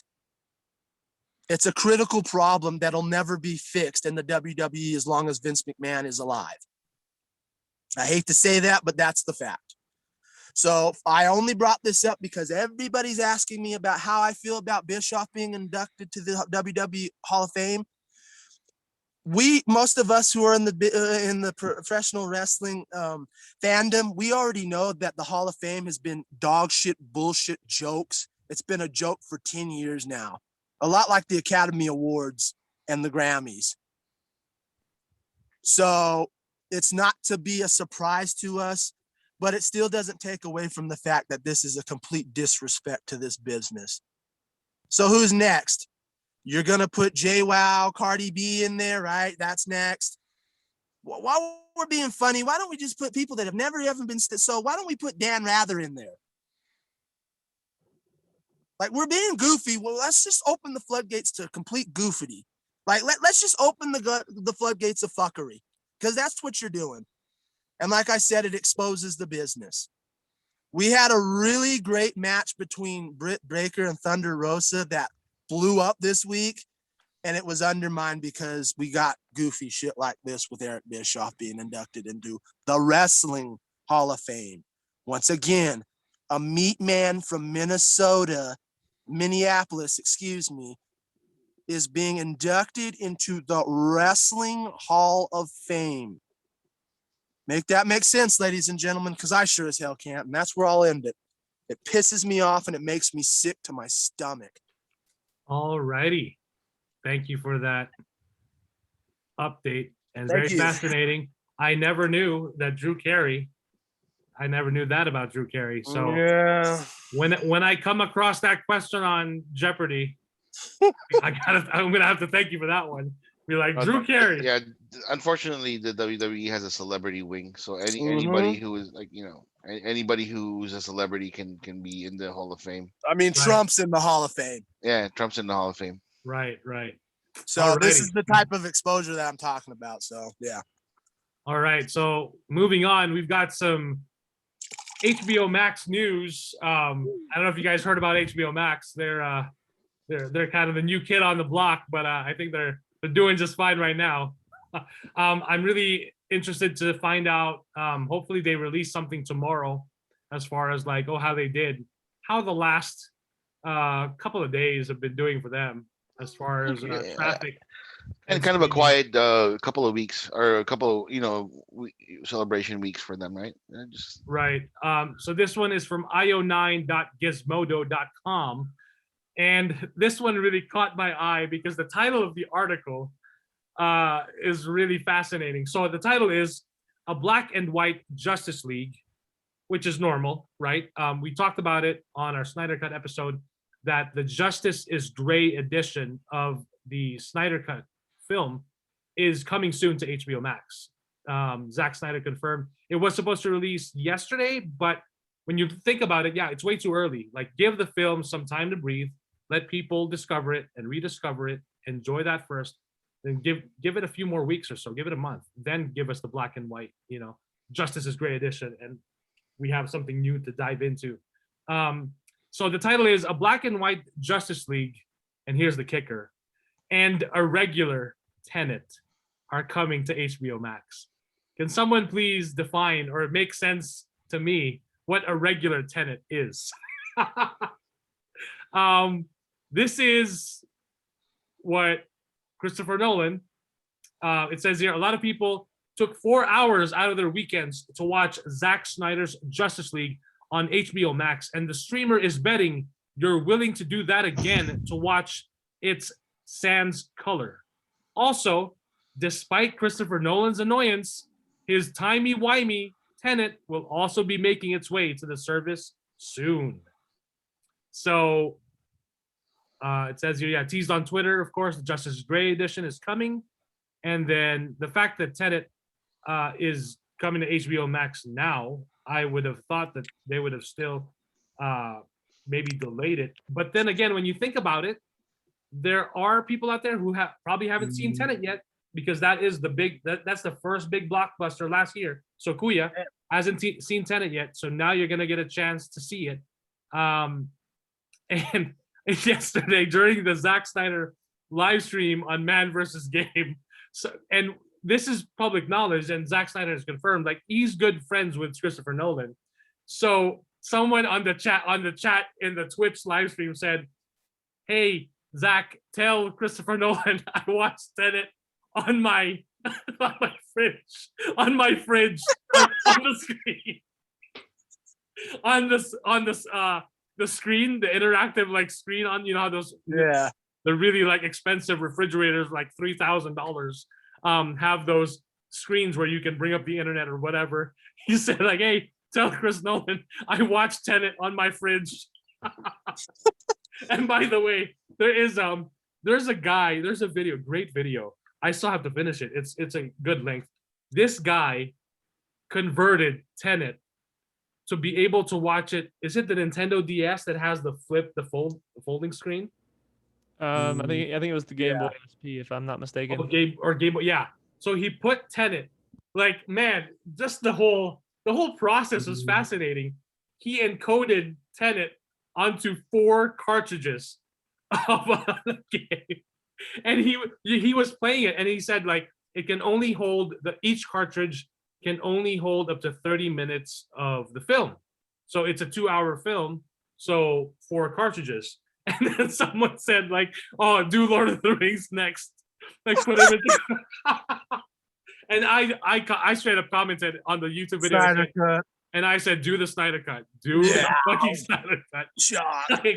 Like man, the ingenuity is just like astounding. So yeah, Tenet is coming, and it says here May 1st, because they also did announce it on Instagram. Tenet will be on HBO Max. But you know what? Again, for what Chris Nolan said last year when he was all being like, "Oh, last night, a lot of Hollywood's top filmmakers and actors went to bed working for the best movie company ever. And this morning they woke up to like some terrible shit." like pretty much, right? Like what he said. And I was also like disappointed with how he was acting, of course, because hey, hello, with last year, what we're going on. I mean, as we're seeing movie theater, and hey, here's the thing though. Christopher Nolan, last week or 2 weeks ago, whenever the movie theater started opening in Los Angeles, Christopher Nolan was one of the first people in line to buy a movie ticket. So what would have made it a more heartwarming, like, "Oh, Christopher Nolan has a heart." Like what would have made it more of that scenario was if he treated like people who were in line, say like, "Hey, you guys want to watch a movie? Let me take," unless maybe he was just the only one in line. Nobody was like, "I want to fucking watch a." Right. Like if he's gonna be like, "Oh, you guys want to watch Tenet? It's my treat." No, I'm good. I'm gonna watch a fucking. I'm gonna watch Raya and the Last Dragon. Yeah, I'm gonna ask for Raya. Right. Also, by the way, speaking of that, so I was just looking at this earlier. I'm hoping I saved it. Yes. Okay. So this is from the Wall Street Journal. So segueing into movie theaters. So from the Wall Street Journal, the title of this is "Movie Fans Returning to Los Angeles Theaters Find Thrill in Just Showing Up." So there's a quote here: "I didn't even care what movie was going to play. Film buffs this weekend flocked to reopen big screens in the cinema heartland." So this is by R.T. Watson. So film buffs flocked into Los Angeles area theaters this weekend, eager to turn the page on the pandemic that forced them to spend a year watching movies from home. Let's see. So yeah, so Ken Ruiz, 52 years old, computer programmer and part-time stand-up comic, who on Friday, oh man, there's the fact that he's a stand-up, like, man, he's a stand-up comedian. I mean, so imagine for the last year he wasn't able to like do any stand-up comedy. Like, goodness gracious, that's rough. So he said he bought a ticket to see Walt Disney's latest animated film, Raya and the Last Dragon. Like, what are the odds? So yeah, he bought a ticket to watch at the company's Hollywood theater, the El Capitan, which, by the way, is the last time I saw a film there was Monsters University, and before that we got to see Pirates of the Caribbean at World's End. That was pretty cool, the midnight premiere. The seats are not the most comfortable. Hopefully they upgraded the seats, or maybe they're keeping it old style. But if you're a Disney fan, you're a Marvel fan, when they have a premiere there, whenever this is all done and over with, it's a pretty awesome experience. So yeah, I saw Tron Legacy there, and that was phenomenal. Woo! Yeah, and I love that in the lobby they've got space for like costumes and props and replicas and all that stuff. So that's cool. really cool. Yeah. So yeah, lots of people going to movie theaters back in Los Angeles. And of course, it's not showing me the whole article, but we got a good gist of it, because it's wanting me to subscribe. Like Wall Street Journal, do you know who the fuck I am? I'm giving you free publicity. This is the first time I've mentioned Wall Street Journal on this podcast, as if we've already got like hundreds and thousands of listeners. So you never know. Yeah. I mean, that's still great. Now I'm really, man, I can't help but think how I wish that HBO Max just struck up a deal with Warner Brothers and be like, "Hey, y'all done fucked up. We're gonna show this on HBO Max. Zack Snyder Justice League. Y'all gonna get a piece of the fucking pie. You guys gonna show that in theaters too." How I wish that was in theaters right now as well. Me too. because to see this on the big screen. By the way, a lot of people having some problems with the original vision of the director, with the fact that it's in 4:3, and there's black bars on the side. Someone made a TikTok video. Someone made a TikTok video with their big ass TV, and they put little curtains where the black bars are. So it legit looks like an old style movie theater where you have the curtains that open to the side of the screen, right? Yeah. They had the curtains on the side of the TV. And then this is one of my favorite memes. So I shared this on my Facebook. Someone made a diagram and said, "This is the Dr. Meme Hatton guide to watching Zack Snyder's Justice League in the 4:3 aspect ratio. You watch this, the actual picture, right? You don't watch the black bars. There's actual arrows pointing to the black bars. I'm like, you don't watch that. Don't worry about it. Watch so people fucking forgot about the black bars? Like, honestly? Is that what they're saying? Yeah, they can't get over, because like everyone has a widescreen TV now, as a wide TV, of course. That's the format of our TVs. And everyone's like, why are there just black bars? Why is it 4:3? Why is it not in widescreen? And I'm like, y'all don't fucking know the shit that we've gone through to fucking get this movie. Like, and you're complaining about black bars? Like, fuck you guys and your privilege. You don't know what we've been through. Holy shit. Enjoy it. Like, my goodness. Some people, I swear. Man. So it's just funny. And of course, there's so many memes on the Snyder Cut that it's hilarious and entertaining. I am relishing everything about it. It is great. So, alrighty, next up, we've got, so this one, also this is DC news. I was really looking forward to this video game, but unfortunately it's been delayed. So Gotham Knights, their official Twitter account, they released a statement 2 days ago and said the game was supposed to release this year, 2021. They released the trailer last year at DC Fandom, which looks awesome. You can play as Batgirl, Nightwing, Red Hood, or Robin. I think it's Tim Drake Robin, or would it be? It's Tim Drake Robin. Okay, it's not Damian. It's not Damian Wayne Robin. But hey, who knows later on. And so they said Gotham Knights will now launch worldwide in 2022.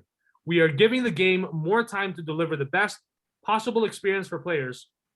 Thank you to our amazing fans for your tremendous support of Gotham Knights. We look forward to showcasing more of the game in the coming months. So it's been delayed, but you know what? I'm totally okay with it, because the fact that I have so much to chew on just on Zack Snyder's Justice League, that game can wait. But you know what's really bugging me, and you know what Pinhead and I have been talking about a lot. Yeah. The one character that really Gotham Knights looks great. It looks awesome. I will buy it on day one. And I'm not a huge gamer. I'm a casual gamer. I don't buy games very often, but Gotham Knights sold. But this game, then the game that needs to happen, much like a movie that needs to happen, a sequel that needs to happen. You know, and as I was explaining to my wife the other day, you know that this is Warner Brothers in their studio. Warner Brothers like, hey, who's our flagship character? It's Batman. Right. Oh yeah, I mean, he makes the most money, but who's the guy that started all this multi-billion-dollar industry across many different medias? It's that guy, right? Superman. Yeah, that guy. You know, he just turned 80 years old, right? He just celebrated 80 years. For a character to thrive for that long and still be relevant, arguably, and still looking damn good for 80. Still looking damn good. And the fact that shield, that symbol of hope, it's no longer like a river that flows. Fuck you, Joss Whedon. And like your car keys. What the fuck, dude? And they say Zack Snyder doesn't know comics. Well, fuck you guys. Gladly. I wish you all Zack Snyder's Justice League fucking exists. So yeah, aside from not getting a Man of Steel sequel yet, we don't have an open world Superman game where you can, It's hard. don't know, fly around not Metropolis, Sonic Hard. Boom into the sky, Sonic, or like save, get a cat out of a tree. Why the fuck not? You know, and Superman save- already has his ultimate powers and everything. So how is he going to level up? Part of the video game is leveling up, right? Well, hold on. So it was in the works by Rocksteady a long time ago after the success of the Arkham Knight games. And they were going to have it to where you were going to be invincible for a period of the game. But then something I think involved Lex Luthor and Kryptonite would have you knocked down to where you would be able to take damage, but you still had majority of your powers. I like what they did with Injustice when it comes to Superman. They like, you know, everybody took like whatever thing to enhance themselves so that they're able to fight against Superman, like in the video game. So that was kind of cool. But it's hard. They've been trying. Like they tried Superman 64 and Nintendo 64, and that was garbage. Right. Well, so all the Batman look, it just takes one developer. All the Batman games were garbage Yeah, until it's the not hard. Arkham Knight came out, you know, or until Arkham Asylum came out. Then that's what got Batman into video games. So it depends. It depends on who does Well, it. you're kind of wrong there. They weren't all garbage because the Nintendo Sunsoft is a very cult classic, well-known standard for Batman games. So they weren't all garbage. Okay, I didn't like it, but then You I'm may sure not that- have, but it is the, The first- standard. Yeah, The first Batman game on Nintendo. Nintendo, and then the Sunsoft. Sega was pretty good too. Yeah. I remember that Sunsoft logo. Yep, That and that was- great soundtrack with that great gameplay and mechanic system. Yes, like I Right. said, I understand Jester didn't like it, and a lot of people didn't. At first, I didn't. But it doesn't take away from the fact that that game made it the standard for Batman games in the future. That's a fact. Wasn't that game based on the 1989 The movie? 1989 movie, Right. yep. So NECA, who makes action figures and collectibles, they have the license to make DC characters, of course. They've done the Michael Keaton Batman figure, and then they actually, in packaging of that Sunsoft game, and they reissued a repainted version of that Batman in the color of those graphics from the game. And it's purple. cool. Yeah, the purple. That's awesome. Yeah. And they I would love to have one of those. Woo. Yeah, it is really cool. And man, that game, I wish I could play it again. So do I. And to Jester's point, he's right. It's not that hard. It just takes one studio to get behind it and really put the work in. It's not hard. Right. It isn't. We Right. make it harder than it needs to be. Right. It's not that hard to do a Superman game. I mean, I know, I get it. It really isn't. The right studio to do it, they can. We've seen people that are OP before in games and it works. Let's not go down that road. Come on, it's not that hard. We're not talking about brain surgery or rocket science here. It's pretty damn simple. If you, like Jester said, get the right studio behind it. Right. It's not the fact that it's hard. It's the fact that we keep getting shitty studios that don't care about the material. Right. Mhm. And then the fact that I think there's also like, and I get it. Yeah, Superman's overpowered. Like, how do you work that in a game? There's ways around it. They can figure it out. I mean, they can course do they can. something. And even for me, like for a moment, like I would love to get a level or a challenge of sorts in that game and just be Clark Kent, and he's trying to, like, maybe for that moment, like he doesn't have powers or he lost his powers or whatever, and he's just Clark Kent, and he's actually like, maybe it's an espionage thing where he's trying to sneak by somewhere where he can't be discovered because he literally has no powers or something like that temporarily. You know, why not? Or And young, furthermore- or they do a young Superman when he's like developing his powers. There That's you go. true That's a too. good, That that's a would good work. idea. Then that's kind of like a level up, right? You know, type of Mhm. thing. That And or further- Lex Luthor comes up with some kind of thing that it will affect the sun, and then we get solar flares, and Superman's powers are out of whack, I mean, we've seen it in the comics. Come on, guys. There's Not 80, only that, 80 years of material there. Go ahead. I will say this real quick and be done with my side of the point. We do have a semi really good Superman game. I'm not talking about Superman Returns either. We have a Justice League game that was released on PlayStation 2, and they figured it out. They figured out how to use Superman, and you still got your ass kicked, because within the storyline that they did, you went, oh, I understand why he's weak against this, and that. So it is possible, because they did it with the Justice League. I don't remember what the full name was, but it was on PlayStation 2.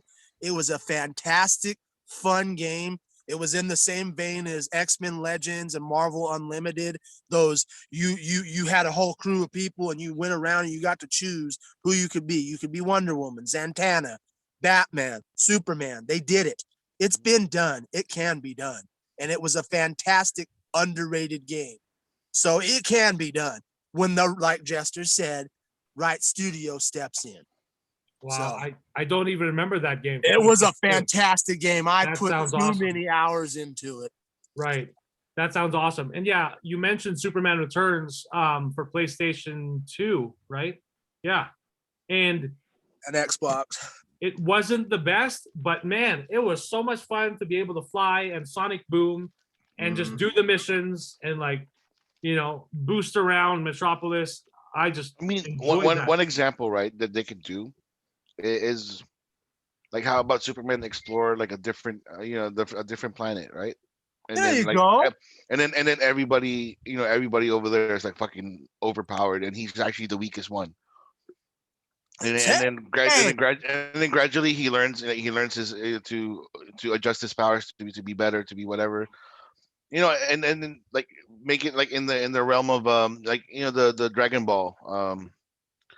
Ball games, like Budokai? you're actually flying out trying to look for spots, and then you end up like fighting one-on-one with somebody, like a fighting game type So of you're thing. like Kakarot, like the Kakarot game. Yeah, and you just level up, and then at the very end, like instead of the fighting, you're actually turning yourself into like a MMORPG. Like you're actually using your super abilities and to defeat like whatever big boss it was or whatever. Game devs out there, if you're out there and you hear this, please put my boy Kuya on your team, because he'll set it straight for us. Right. Because that's actually a really great idea, and I would play the shit out of that. So just give us a goddamn Superman game already. Shit. Yeah, or Man of Steel 2. Fuck. That too. Like, enough is enough with this or pussy both. around. Can we have some more? Can we have both? It's Are for you fucking Arthur. kidding me? I've got It's my for money Arthur. right here. Right? It's for Arthur. Oh God, Fucking- dude! I swear, like It's Batman. easy printable money. Why? I don't get this. I'm Like- gonna stab him in the heart for Arthur. I mean, Batman gets all the cool shit, and rightfully so. He's the biggest breadwinner. But let's not forget the guy that started it all. I mean, he deserves as much respect. I know. But like we said attention. the other night, a little loyalty goes a long way. Exactly. So I mean, we're by the way, they did confirm as well. We are going to get a Zatanna series on HBO Max, which is awesome. Hell yeah. And then Wait. Are they gonna have the same uniform? I don't know. Because I don't It's only know. been announced. Like, how do we know that? Right? because they have to stay true to the uniform. They haven't even announced the who's actor? playing it. That penguin tuxedo jacket, and then We don't even know who the actress will bikini. be. And It you're worried doesn't about matter the who it is. Like I saw a fan cast of Photoshop. Selena Gomez, for all we care, it is fine. She can. That could work. I can see how that could work. Wasn't she like a wizard in Nickelodeon, like, Yeah, or Wizards Disney? Disney Channel, The Wizards of Waverly Place. There you go. See, so she already knows magic. So And that's we just amazing. lost our Disney sponsorship. Disney's like, well, fuck those guys. They're Nickelodeon slime guys. So my personal pick for Zatanna is an actress or actor called Alexandra Daddario. So she's got those piercing eyes. And Yeah. she did, if I'm not mistaken, she voiced Zatanna in. Hold on. Yeah, in one of the anime movies, I think. No, I think Justice she was Justice League Dark, I think. She was Justice League Lois Dark. Lane. She was Lois Lane Oh, in she was Lois Lane. the Superman. Hey, I don't mind her being Lois Lane. I don't think that's a bad choice. Only problem is Zatanna would be busting out of that suit off the top floor with Daddario. So Exactly, that too. So like really busting out. and our buddy Rob, who loves Baywatch, Yeah. Baywatch film. Baywatch. He'd love it. I mean, he does. Rob, our buddy, doesn't even care about comic book characters, but I bet you if he saw Alexander Daddario as Zatanna with all the magic, like, hey. So yeah, and then the other show that they announced, they had their AT&T investor call. They put up their slate of various media, films, TV, video games. The other show that they confirmed is a Batgirl series on HBO Max. That's not the one with Joss Whedon, right? They trashed that shit. It was. It was, right? It was. Joss Whedon was supposed to work on a Batgirl film because we know that he made Buffy, right? And like we were like, oh, before all the shit hit the fan, when they announced like Joss Whedon will do Batgirl, I'm like, oh, makes sense. Okay. And then before you know it, before Joshua shit the bed. Pretty much. And then we found out, some tea was spilled and we found out what we found out. They're like, oh, okay. Alrighty then. So yeah. And then looking forward to those things. And then we also have, so this one, now say what you will about the Snyder Cut. For the most part, it's getting, really overwhelmingly positive reactions and reviews and feedback. This has also opened Pandora's box as far as films, because now imagine the many various versions and cuts of other films that we never got. One of which is Mrs. Doubtfire. So Mrs. Doubtfire director confirms the existence of an R-rated cut. So this is from Variety.com. But no, they confirmed there isn't an NC-17 version. That was rumored that because Robin Williams was doing so many different takes and doing like so many different improvs and lines and jokes and all these things. So this is written by Haley Bosselman. On Friday, director Chris Columbus revealed that an R-rated version of the beloved 1993 comedy Mrs. Doubtfire exists, though there is not an NC-17 cut of the film. So yeah, Robin Williams, who played the eponymous Euphegenia Doubtfire, improvised so much that there were PG, PG-13, R, and NC-17 cuts of the film. The official film is rated PG-13. But of course, they confirmed there is no NC-17 cut. Chris Columbus said he would sometimes go into territory that wouldn't be appropriate for a PG-13 movie, but certainly appropriate and hilariously funny for an R-rated film. So, and then he also...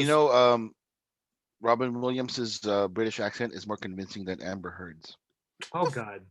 Goodness gracious. Well, guess what? Guess what? You're going to get... I don't know if you're going to get more of that accent because it's gone in Aquaman, right? Yeah, it was gone. Yeah. Because it sucked. So it's like... Well, it's like the Sokovian accent from Wanda. Got Wanda. It didn't completely disappear. It came back. Yeah, but at least her accent is like, oh, it just came back. Well, you know what? With all your constant griping about her accent, she's listening to you. So when they start filming Aquaman 2, just for you and Jester, she's gonna bring it back. Right. She better not bring it back. That stuff is horrible. I don't want to hear that ever again. So, like I said, I gave James Wan is writing down the notes right now. He's like, I gave Justice League a 10 out of 10, and I deducted 2 points because of that fucking accent. So That's the one thing that I liked about the director that changed the talking underwater, because like the bubble thing kind of annoyed me watching the Snyder Cut. I'm glad that, I mean, I hope that maybe if he does do a sequel in the Snyder Cut, that he just continues with the did you see talking the underwater. did you see the things that they were doing, the little like echolocation, the trilling, they were saying Yeah, it's like yeah, I trilling. saw. Yeah, Well, which it's is also it's like it's pick also one. That was kind of further cool. test- No, it would have been cool, but like if it's pick one, like so either that guy could have gone with that, Yeah. or but instead he decided to just do talking underwater. So it's like now you got to pick. Don't do your own thing every time like that, because now it's annoying if they just, you know, if in that movie we Maybe have they talking put underwater, it in a bubble if it was like a private conversation. which I would be fine. But I remember that like in the Aquaman movie, like when most of them go onto the surface, they die. They can't breathe. So you had like rare occasions where other ones would have to wear suits outside on land that would allow them to breathe in their water. But like guys like Volko and Mira and Aquaman were able to go back and forth. Yeah, because So like Ocean plot Master armor, couldn't do it. plot armor, because No, I think it was because they're half breeds, right? no, like Mira's full Atlantean, Volko's full. Yeah, and that's why in the Snyder Cut, Mira is a princess in one of the kingdoms. Okay, so then why the hell? Okay, oh my gosh! See, this is where it starts to get like annoying. See, and then that this is starts to the bother reason me. why that fucking accent has got is ridiculous. Well, there's a lot of So- reasons why it's ridiculous, but yeah, okay. that's I why just there's want to that gripe scene- about the accent. there's that scene in the Snyder Cut when the parademons are rising from the water on that beach. Yeah. And they have the Atlanteans with it. The Atlanteans are like coughing and like choking. Like, Mhm. and then when and then Steppenwolf gets one of the guys, he's trying to tell him, like, where's the mother? You'll never I can smell it on you. I can smell. Oh, but guess what? There's no mother here. He doesn't refer to them as mother. Like, what the fuck? Where he's like Oh, wants to sweet. do mother the whole time in the other movie. Yeah, he didn't have an Oedipus complex in the Snyder Cut. So Yeah, like mother. And I will go on record real quick before we move on. This is a further testament to the power of the unity of the Snyder Cut, because once again, we actually through the Snyder Cut got Kuya and Jester to agree on something. So there you go. Yeah. Yes, we Fuck. both hate Amber Turd. Woo! So, Like, yeah. like was it just me, or did everybody cheer here in the podcast? Did everybody cheer when Steppenwolf like grabbed Amira and slammed her into the wall? I mean, I I was cheered. I cheered, I was just like, fuck yeah. but then she like turned it around. When I she know, started and pulling then I was his like, guts oh, out. that's Well- kind of cool, but no, don't do that. Yeah, I exactly. don't I don't support violence against fish sticks. Yeah, all right. You know, Ah, fish stick. I like fish sticks. Or old flounders, right? Yeah, really. So we are starting the new hashtag, release the Doubtfire Cut. No, we're not. Let's not. By do the it. way, there also is, I believe, a Wait, director's cut. the air cut is out, right? Or it is complete. No, There's no such thing. supposedly there's something, but there's no official. Like, No, but like I'm saying, like there is like footage. There's like the complete like. there's that pretty much- footage. Yeah, there's that footage. There's definitely more Joker footage. 'cause, So like, yeah, and then Joel That's another- Schumacher confirmed that he has a director's cut of Batman Forever, and it's called. I like, want to the see that one. Oh. I want to the see Red that one. Book. So Red do Book. I. The Red I wanna Book see- cut, I think, is what the nickname is. Because Schumacher wanted it all dark and twisted. That's why, and it wasn't that colorful shit that we saw in the movie theaters. Yeah, so there was for a while there was a bit of social media campaigning back, but then nothing that lasted, obviously, as and stayed as far as the Snyder Cut. But hey, who knows? Hopefully, we might get that as well, because that'll be really interesting. And again, like Like, the you know, film like that That's we've never seen. another Mike, reason. Mike, why his don't you apply follow- for Warner Brothers and then like once you get hired on, just release all the fucking cuts, man. Yeah, just like, say- I'd have just the say- power to do that. how it Emmy, if works. you become because Dave Filoni and fucking Well, what's yeah, her name? but it's not like I got That's into not how it Lucasfilm. works, bro. Hey, it was like, Yeah. hey, I know Dave Filoni, and I got retweeted by Yeah, really. because that's all you need now for a resume. Oh yeah. I mean, I fuck think Warner you're more Brothers. I think you're more qualified as a WB exec than Hamada is. So that's for damn sure. Because I know what the fans want, right? Well, that I'll agree on. But fuck Warner Brothers. I would rather go with the Stone Quarry Films, aka Zack Snyder's production company. I would go with that place right there because those people seem like awesome people to work with. So I do want to mention I was just watching a few hours before we recorded this episode. Check out the last blockbuster on Netflix. Seen that. It is great Sunday watch, just to chill. And there is a Space Wizards reference right when it starts because we get a bunch of people talking, and it kicks off with James Arnold Taylor, also known as Obi-Wan Kenobi from the Clone Wars animated series. So that was pretty cool. Kevin Smith is there. Pinhead will like and enjoy seeing the guy who owns Troma Entertainment. Oh, he's Kaufman, there. Lord Kaufman. The Toxic Avenger is there. Reference. Oxy, hell yeah. I haven't finished it yet. It's an hour and a half. I got through almost an hour, but it is so much fun to watch and fun to relive. It's in Oregon, right? The last one, the very last one. In Bend, Oregon, and it's funny because when the documentary starts, they were explaining that when everything happened, there was 12 blockbusters, and then it dwindled down to 8, and then 4, and then now we have The Last Jedi. So and then I heard that you can go over there and get a card, right?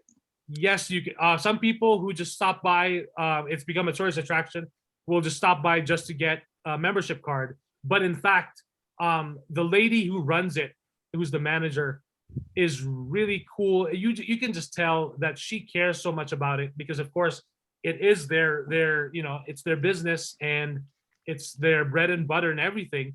But the fact that I'm gonna look on the site and I'm probably gonna order some things. She hand makes the beanies that they sell on their website. Oh, that's shit. awesome.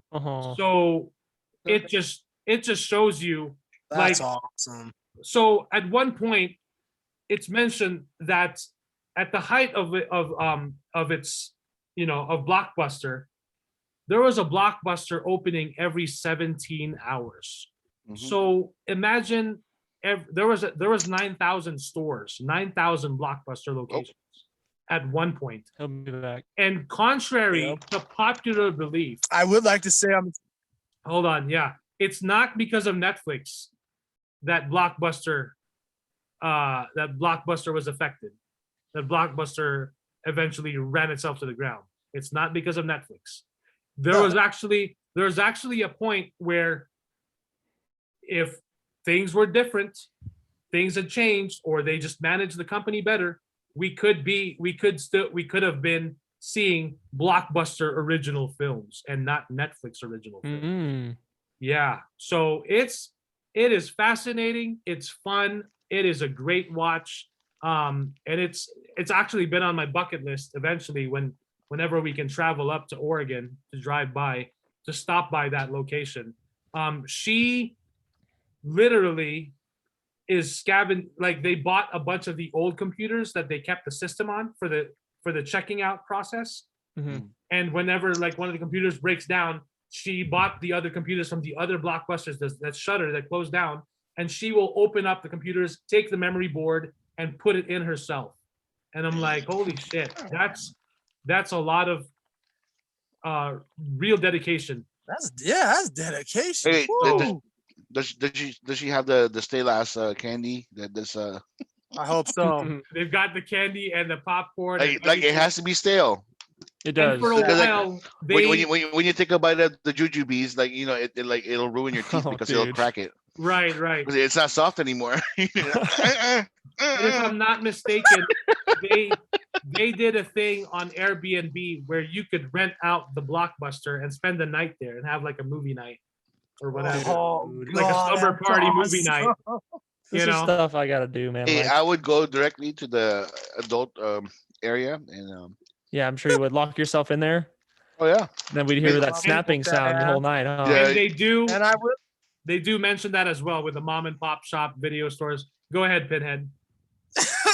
No, but I Yeah. will confirm real quick that you are right because Blockbuster video, contrary to the popular belief, and you'll see in that documentary, and there's another documentary on Amazon called The Netflix Effect. I don't know what the actual name of it is, but it's the Netflix documentary, and it is that documentary also tells you that it wasn't Netflix that ended Blockbuster. It was Blockbuster that ended Blockbuster because of there was a little, and I'm not going to ruin it for the people that haven't seen either documentary, but there's a little turning point that happens with bad business and management at Blockbuster that they killed themselves, not Netflix. Netflix may have put the death nail in, but Netflix did not kill Blockbuster. Blockbuster killed Blockbuster. So, and you'll find that out in these documentaries. Right. Secondly, fun fact, somewhere here packed in all of this junk, I still have my original Blockbuster membership card. So I would love to find that and bring that at work, but that's going to be some doing because there's so much Man. junk in here. So You lucky bastard. On I the don't have it anymore. on their website itself, you can actually order some merch, and one of those things you can order is a Blockbuster membership card. that's awesome. Oh. That's so awesome. So wait, yeah, you gotta send me that link, man, because I want a beanie or something. I've got so many or, So do memories. I. a beanie or a hoodie or something, you know. Something, Like, because I have so many memories of that place with my pop. So Me you're too, gonna bro. tell me. Me too. well, what was your section, Chester?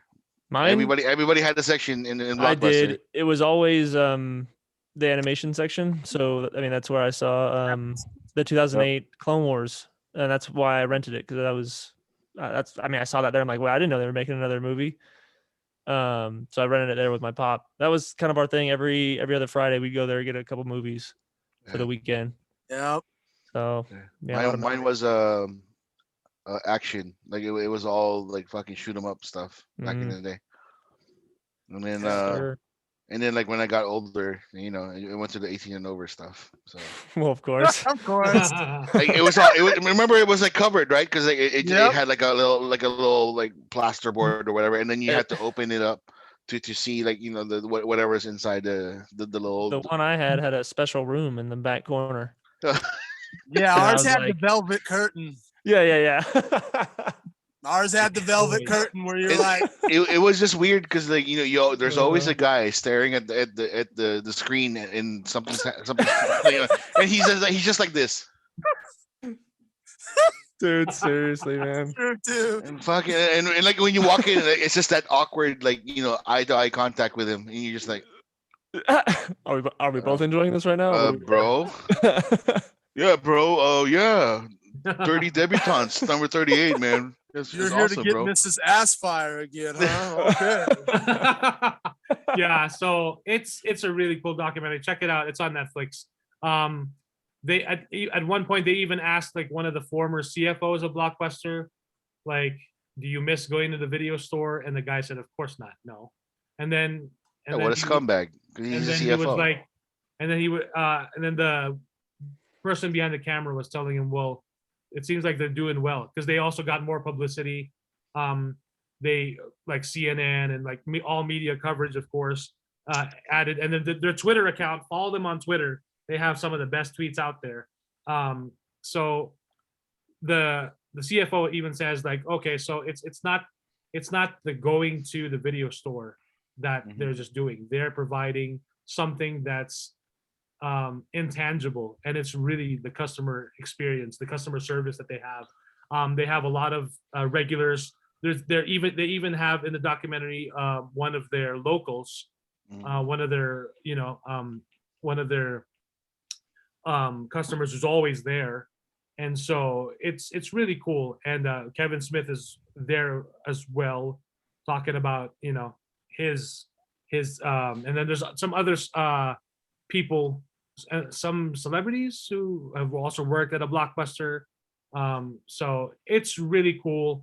And yeah, at one point someone even says like, I don't want Siri to show me or tell me what I should watch. I just want to go to the video store and like talk to someone, you know, and that's part of the experience that we no longer have when we want to watch something. Because yeah, we'll talk about it at work, but then ultimately, it's not like a place where you actually went to like back in the day, and then you had like or a recommendation that you probably wouldn't have gone with unless you had that conversation with that person. Granted, we can still do that and be like, hey, check this out on Netflix. But there That's were not still the same. yeah, exactly. There was It's still the something community. special. It's the community that we were participating in, just having that camaraderie with each other, regardless of what race, color, creed. Everybody, when you came in there, all the bullshit went to the side. Exactly. We were all the same people. We were just film fans, just looking for the next good film that we could watch, and that's or what the made most obscure, right? exactly the most Right. like you get that The to get weirdest that guy thing. to be like, hey, dude. I Here's a I copy had of I had my Versus. my trauma phase back in the day, and all of the weirdest shit I've ever seen in my life was with trauma pictures, and like with Ed Wood and like the other things that that's so super weird, and the guy behind Blockbuster or the guy behind the counter is like a huge like weirdo, like weirdo fan like of obscure things, and he was the one that showed me yo, if you really want like weird stuff, check this video out. It's called Faces of Death.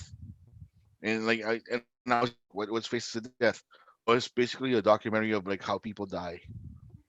So there's like it was kind of like a like yeah, there's a footage of a man getting electrocuted. There's a some like different types of deaths all over the world, and it got documented. It turned into a documentary, and I was just like, man, that's kind of fucked up. But then like and then when I returned the film, and he was like, "Yo, did you like it?" And I was like, it was okay, I guess." And then it's like, well, you should check out that section over there, and then he pointed it out, and then that's where all the weird, obscure stuff was. So like with Blockbuster, like, it's discovering film in a sense, right? Like that's where I found out about Casablanca. That's where I found out about Citizen Kane, and that's where it's very nostalgic for people who grew up doing that, like Jester with his dad, like looking at the Clone Wars and all that stuff, and the trips that you go to, and like when your parents say, "Oh, let's go to Blockbuster," it was a fucking it's the best road trip ever. You know what I mean? Yeah. It was kind of cool, and man, yeah, It sucks because Blockbuster is responsible for me, is the responsible party for why I know what J horror is. Like if it wasn't for Blockbuster, I never would have saw Ringu, or Juon. I would have Ichi the never Killer, seen yeah. Ichi the Killer. I would have never seen Versus. I would have never seen Tomei. I mean, these are great horror movie, sci-fi, Asian films that are just on another level, and I would have never found any films from Korea, China, Japan. Like I would have never seen any of those films, those great horror films, if it wasn't for the people at Blockbuster. Like that girl, the woman. Oh, I had a crush on the girl that worked there. She was fine, but she knew her shit. She's like, yeah, go down to this area in the horror section and like go to this director. And it's like Takashi Miike, and I'm like, and it Who's this changed guy? my life. It Right? changed my life. Who's Takashi Miike? I'm like, Yeah, I'm oh, like, there you go. okay, I'm good. And then I pick it up, and it changed my life forever. It's a major influence in my horror upbringing. Mike, So was it Blockbuster or was it Hollywood Video that we started like buying like independent movie things for I think cheap? it was Blockbuster. It was Blockbuster, right? It was like the three movies in that pile for like $15 or something like Yeah, that. fuck Hollywood Video and their snobbish shit. snobs. That's how I felt whenever I walked in. Like, oh, this is film. This is film. This is cinema. We're Yeah, like cinephiles. because like Yeah. remember like we were like we were in that phase because we saw Garden State, and like we were like trying to be all like independent. Yeah, indie films, baby. Yeah, we were all trying to be like all hip and shit, and like Yeah. and then we were just looking for movies, and then like I still have DVDs that are like so super weird, and like when I watch it, I'm like, why the fuck did I buy this?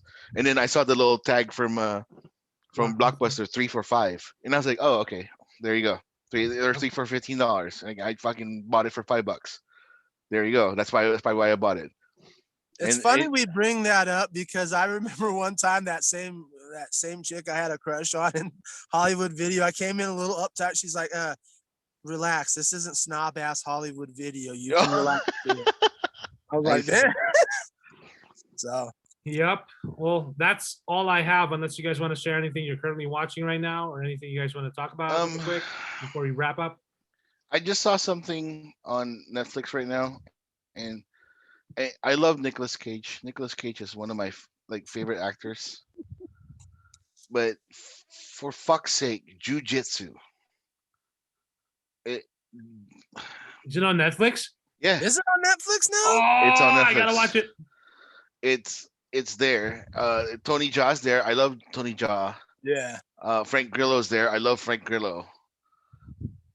But the name of the fucking tournament that they're gonna be in is Jiu-Jitsu. And I'm just like, what the hell is, but I'm gonna watch it because it's Nicolas Cage. Right. I may or may not do a review. Do it. But, you should. It's fucking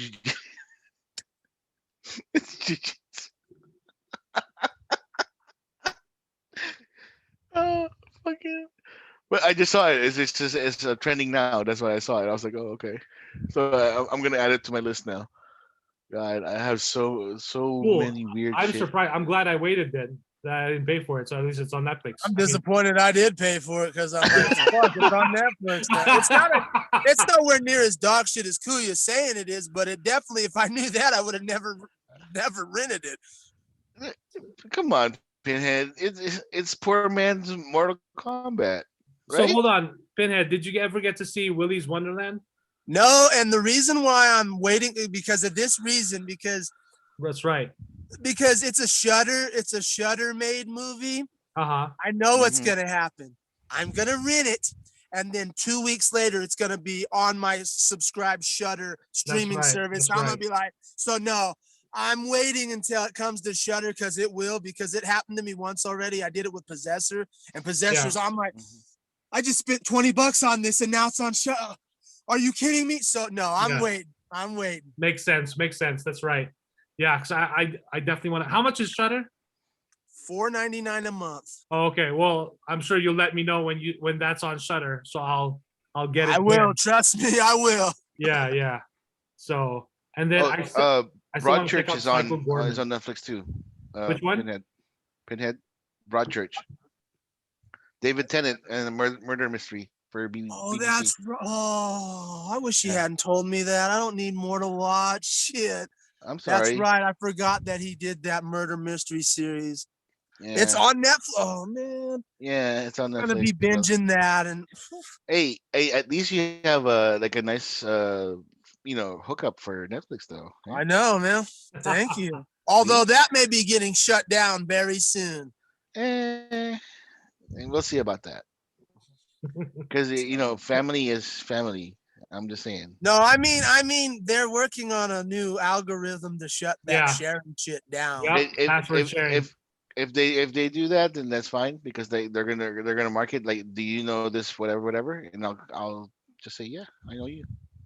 There's only 4 people that share. Yeah. In my Netflix, like myself, my wife, my mom and dad, and their TV, and you, nobody else. So. There you go.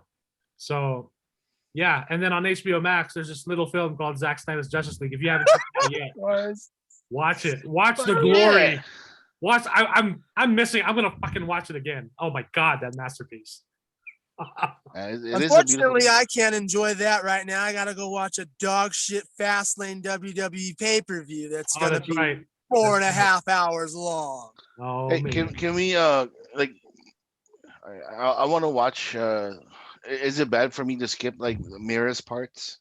No, I mean you've already seen it, so Yeah, you've already seen I'm it. just so- like, yeah, the power is in your hands. it's for Arthur. It's for Arthur.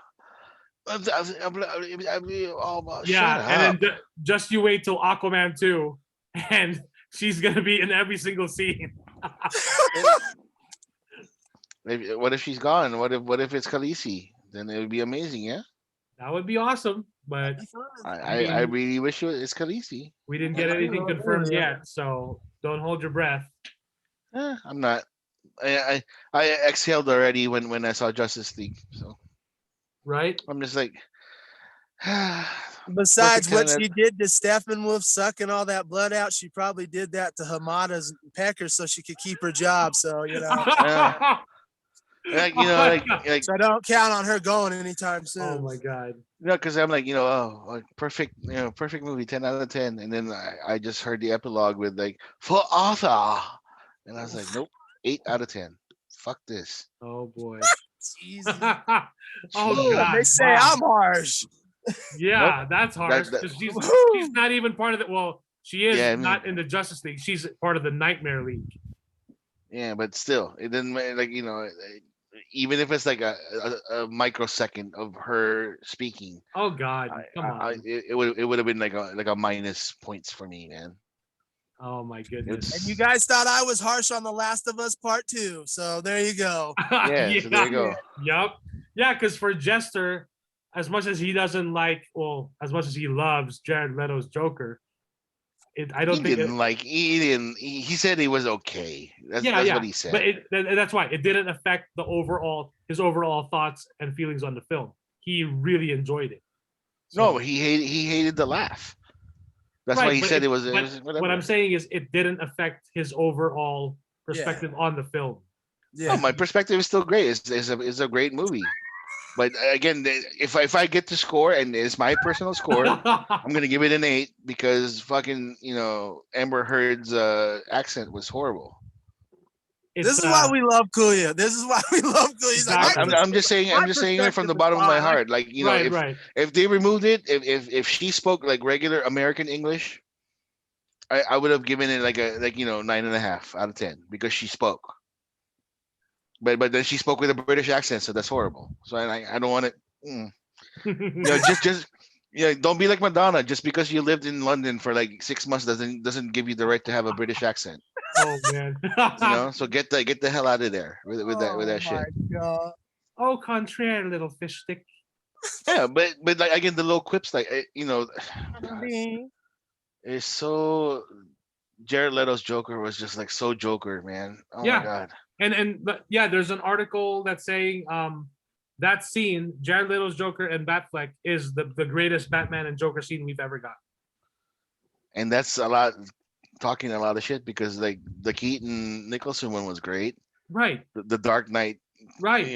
And even the animated stuff was great. But this for me personally, this is on another level. Like it's even like we only get a few minutes with those two for the first time ever, and yet it's like, oh my god, there's so much there. So alrighty. Well, that's the end of the show. So we reviewed Falcon and Winter Soldier, and we talked some Pinhead talked some wrestling, and we got everything in between. So and Mike, maybe next week I'm gonna try to see if I can do a review of a Korean movie on Netflix. Okay. It's called Space Sweepers. Oh yeah. I haven't checked that out yet. Julie saw it. She said it was okay, but I want to check it out. It kind of looks epic, but again, I wanna see it because it's Korean. And right. You know how I have this snobbish thing that I think Korean films are like, with the exception of Zack Snyder's Justice League, is far superior than Hollywood movies. Right. You know what I mean? Yep. So I'm like, I'll see if it lives up to the way the preview looks like. So we'll see. Alrighty, check it out. Let me know. Yeah. Alrighty, y'all know where to follow us for our socials and all that stuff. Feel free to leave us a voice message. Let us know what you guys think of Falcon and the Winter Soldier, or any of what we talked about. #release the Doubtfire Cut. So thank you all for watching. Jester had to bounce early, but hey, at least he can listen to this part of what he missed. because there's some stuff that he missed when he left, as far as his favorite DC character, one of his favorite DC characters. Apparently. Alrighty, thank you guys for listening, and if you're watching this on YouTube, thank you guys as well. Till next time, stay safe out there. Peace. And the Snyder Cut exists. Amber Heard sucks.